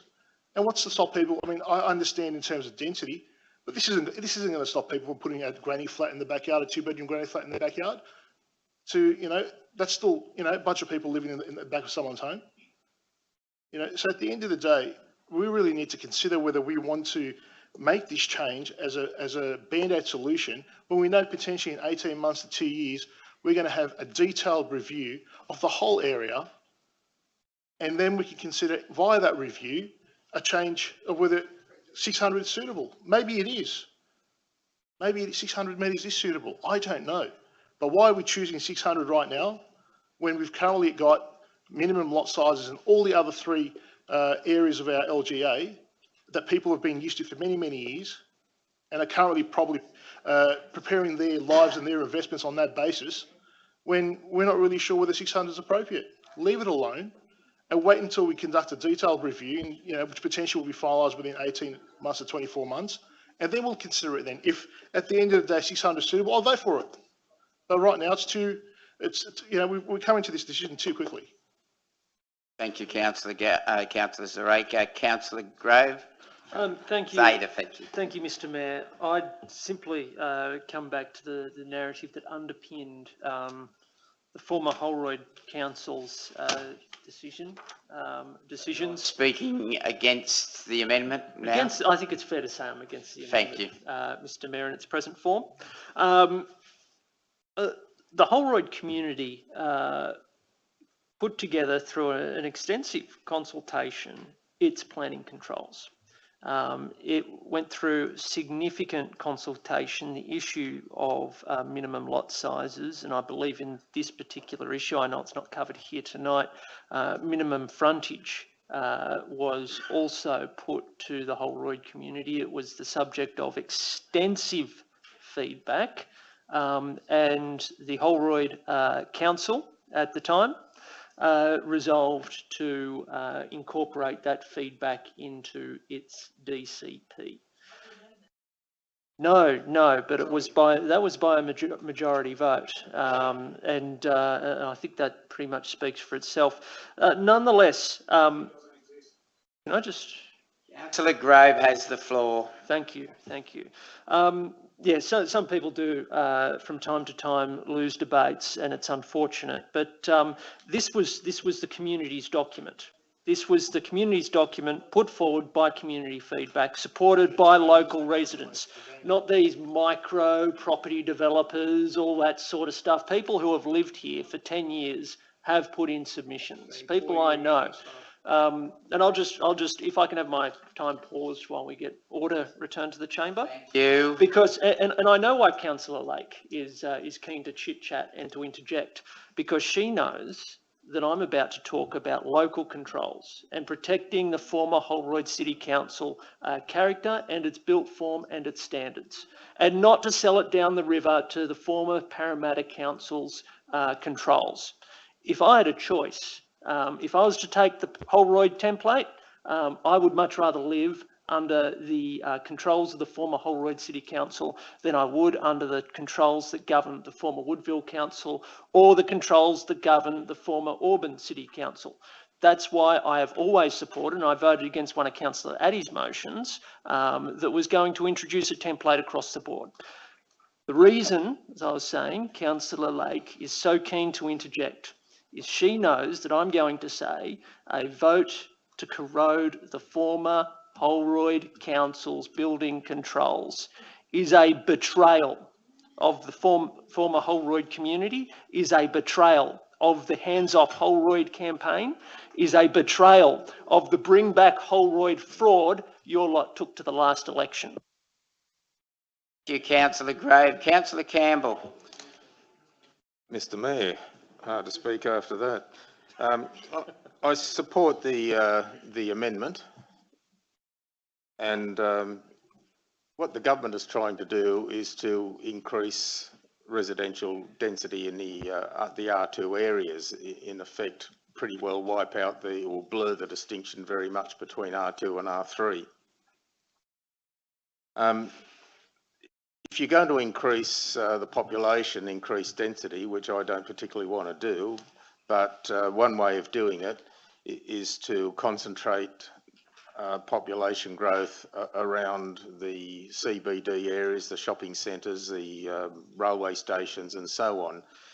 And if you increase population around there, those people are going to walk to the shops because the shops are almost next door. They're going to walk to the railway station. They're going to be able to walk to many of the places they want to go to, thus not adding enormously to the amount of traffic. They will add to traffic and parking, yes, but not to the extent that people do who live in R2 areas and R3 areas. Now, if you're going to increase density in the R2 areas, then you're going to, every additional person living in an R2 area who's going anywhere is going to go by car, unless they live rather close to the station, to the shopping centre. But because R2 areas are away from those places, therefore you increase car usage. And if you do that, you increase the number of cars that are driving around all the time looking for somewhere to park, including in their own street. So some people would like to have it both ways. Increase density in R4 near the shopping centres, and also increase density everywhere else in the R2 areas. And I think that is just simply bad planning.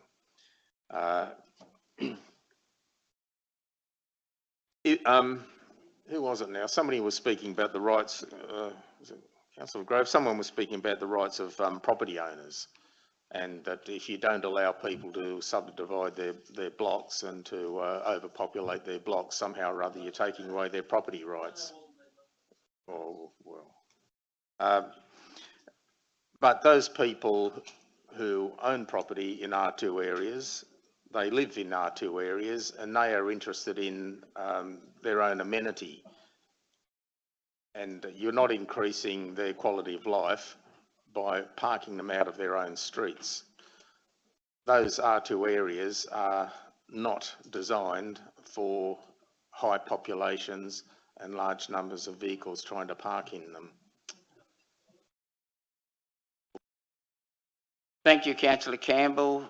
Councillor Zeta. Through you, Mr. Mayor.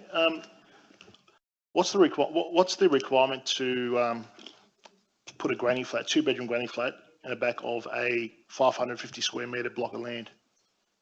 Mr. Davis. Through Mr. Mayor. A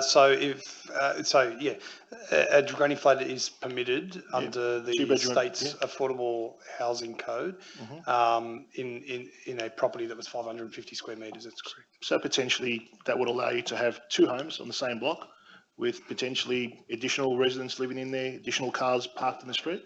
Excellent, thank you. Further discussion? Council, further discussion?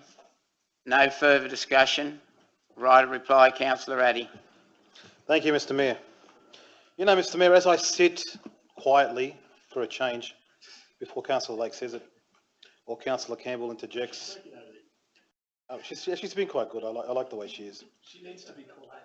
Before I start my speech, Mr. Mayor, and close the debate, so they can actually reset the clock back to 5 o'clock to 5 minutes, I need to ask a question. Hold the clock, thank you. Councillor Addy, question. Through you, Mr. Mayor, to Mr. Davies, isn't it a fact that in accordance with the SEP, you can actually build a granny flat on any property that is as small as 380 square metres? Mr. Davis. Through you, Mr. Mayor, you're testing me, but I believe it's 450 square metre. It's actually 380. Okay, so for our learned friends or our unlearned friends as well that sit in this chamber, you can actually build a granny flat, a second dwelling, or they call it an additional dwelling. It may not be 3-bedroom or 4, it's actually 2-bedroom. Whether it's illegal or not, you can actually place another dwelling on a property as small as 380 square metres. Now, well, that's what the law says. Council, Addy has the floor. And that law has been there not for 5 or 10 or 15, probably close to 20 years. So we are arguing about something that to a degree is not really required to argue about. I mean, I really sit here and have to laugh at what Councillor Campbell said, because Councillor Campbell, God bless him and may he live to 120, in his older ages, he seems to believe that if we actually leave everything as it is now, we're actually increasing the densities. Now, I don't know what part of the world exactly. That's why I can't understand what he said by, he kept saying increasing densities and increasing densities. What are we increasing? If you take it to 600 square metres, you're not actually increasing densities.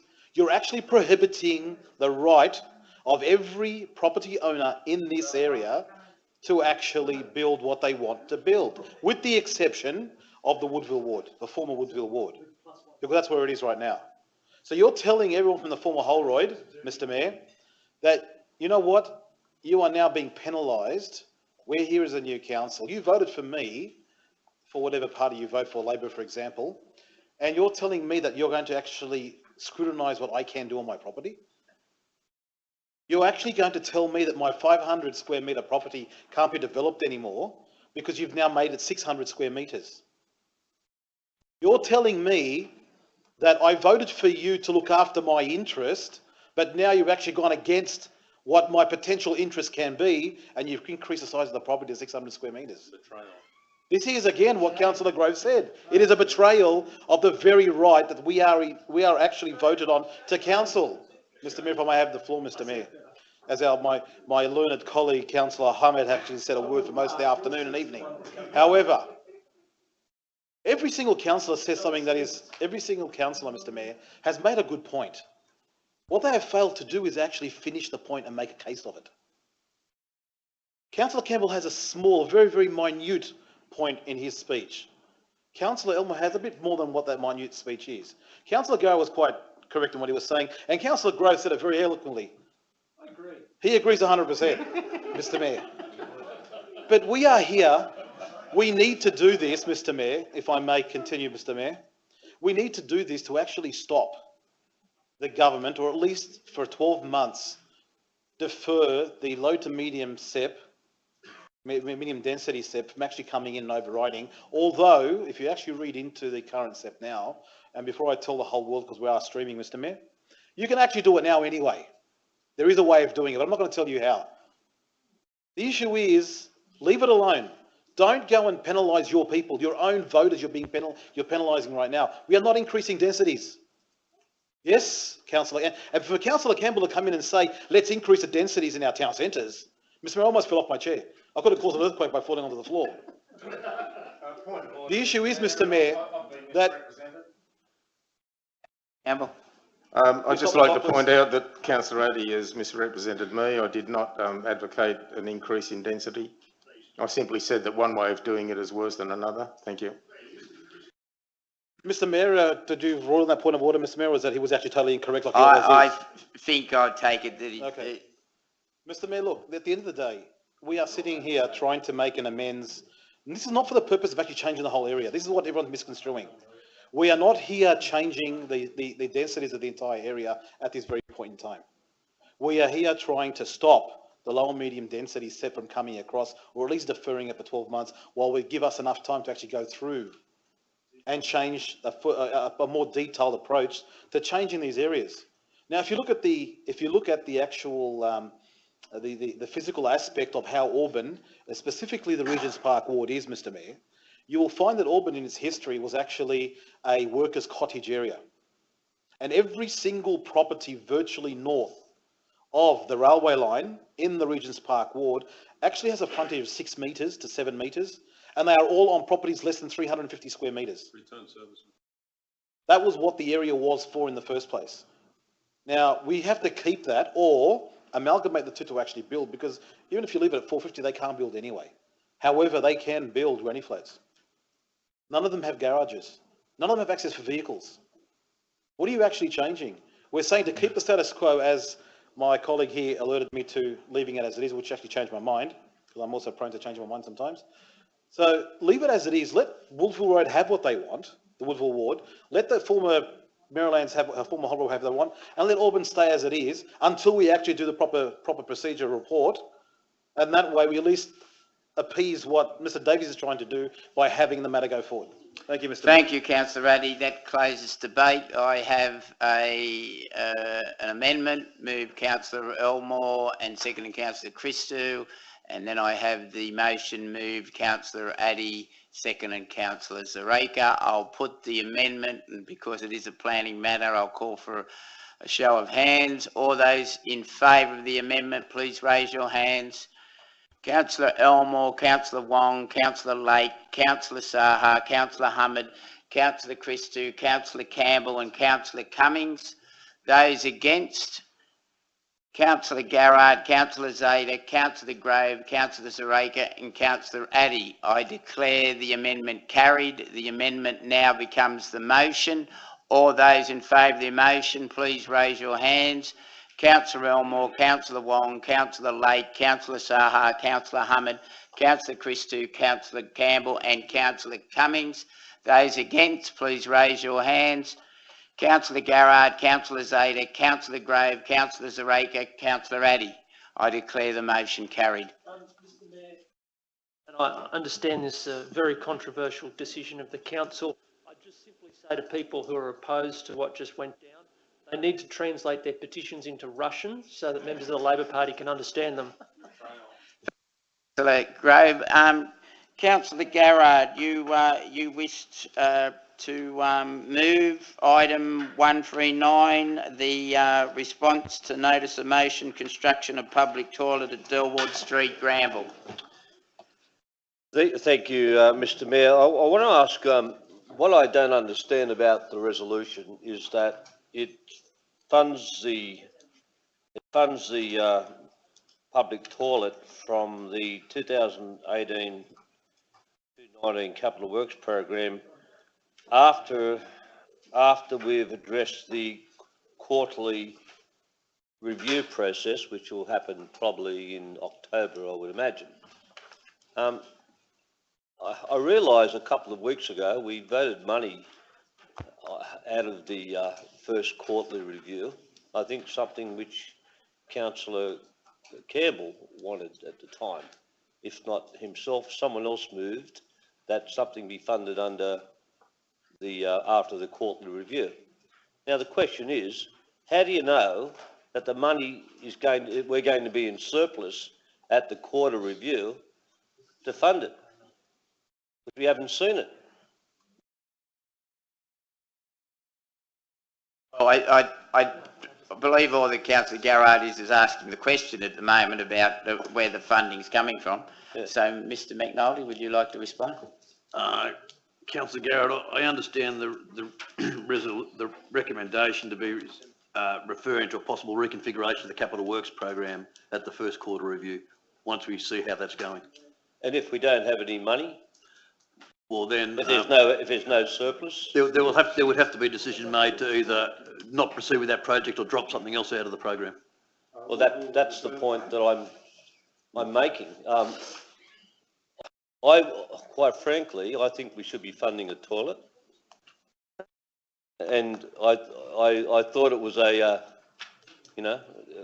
was going to be a very obvious lay down misere here, right? That Delwood would be getting a public toilet. Now, this resolution doesn't give it. It's still up in the air. And then we'll have to wait until October, then hope that after the other program that we've already voted on a few weeks ago gets funded, that there's money left over to fund it, and then there's another $370,000 left over to vote this month. So I thought the initial perhaps if it was worded another source of funding, as if this fails, right, that if the quarterly review fails to be able to deliver finance to fund the public toilet, that the money come from the Woodville Reserve. I would have thought that would be the way, that with certainty we're going to get it one way or the other.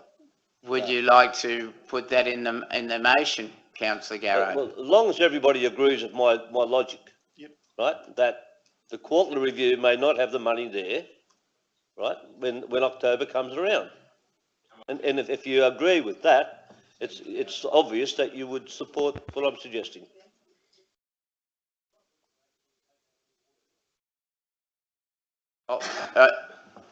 I'm taking it that the Councillor Garrard has put forward that motion, and I'll call for a second, and I've got a second now, Councillor Zareka, so I'm more than happy.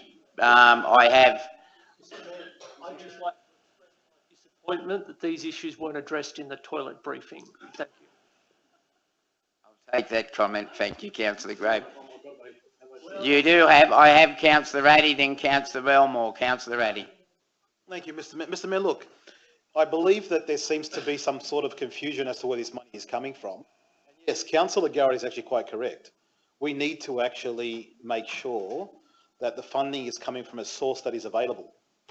And at a briefing just recently with Mr. Fitzgerald, he was quite, actually he blew all of the councillors away in the workshop when he came in to do his briefing with respect to the toilet. Someone did make a remark in that workshop that we are a bunch of, can I bleep the word out, Mr. Mayor, ERS. However, if we need to make sure that the money is coming from somewhere, and we need to actually have the construction process undertaking in accordance with what Mr Fitzgerald just said to us at the briefing, in other words, you can have it ready in 2 months and finish and completed, then why don't we then just remove the part about the capital works program and then just remove the money from the Woodville Ward immediately and get it done? So if Councillor Garrard likes to have that way changed to his motion, or if he doesn't, I'd like to move an amendment to it to reflect that. Councillor Garrard, are you willing to consider that suggestion? That the Well, I'll do, Mr Mayor, look, I don't mind tapping Councillor Elmore on the shoulder and just saying, listen, what's the best way, what do you think is the best way forward? I'm just trying to make sure it happens. It's not going to happen with the motion that's here necessarily, right? So... I need to know whether, Councillor Garrard, you're not willing to accept that? So you're saying cut out the just go for it, yeah. Are you accepting that, Councillor Garrard? Yeah.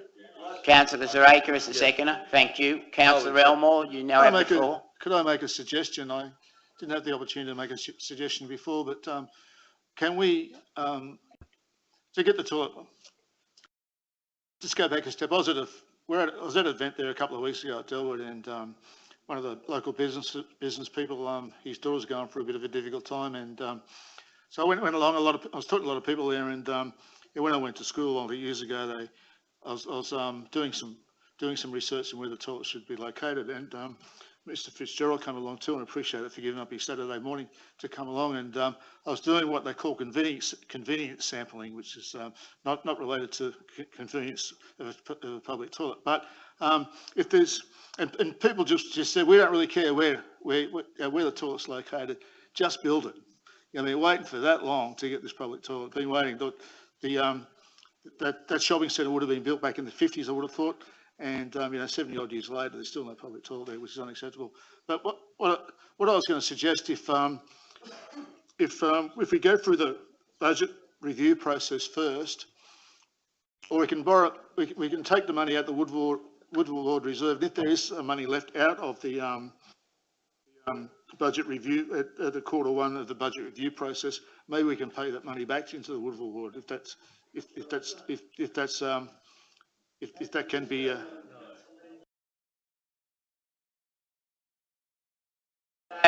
You're asking of the mover, is he willing to accept that, Councillor Elmore? All right, okay, I accept that. It's just gone along for too long. The people. Thank you. Councillor Christou, I believe you. Look, I was going to say something, but my colleague Glenn has accepted the proposal, so I'll let it be. Thank you, Councillor Grave. You wish to comment? Just curious, what's on the business paper for next meeting? We got another one, or we got another two? I will raise an issue that is serious, and I suppose it has been taken up in the consultation process. The toilet's going across the road from the park. Now, the comment's been made to me about children running backwards and forwards across the road. I don't know whether it came up in consultation process at all. Mr Fitzgerald. Through you, Mr Mayor, just in response to Councillor Graves' question, the only consultation that was undertaken by the former Parramatta Council was with the shopkeepers. When we undertook the review of the best location for the toilet block, we took into account where the utilities were, so all the underground infrastructure. And we also made a decision that it would not be appropriate to have a toilet in the park, and it would be better suited to the area abeam the shopping centre fronting Blacksell Street. Any further discussion? Motion, Mr Mayor. I don't think there's no further discussion. Right of reply, Councillor Garrard? No, there's no opposition. I'll put it then. All those in favour? Against? Declare that carried. Council, I'll declare the meeting closed at 8:59.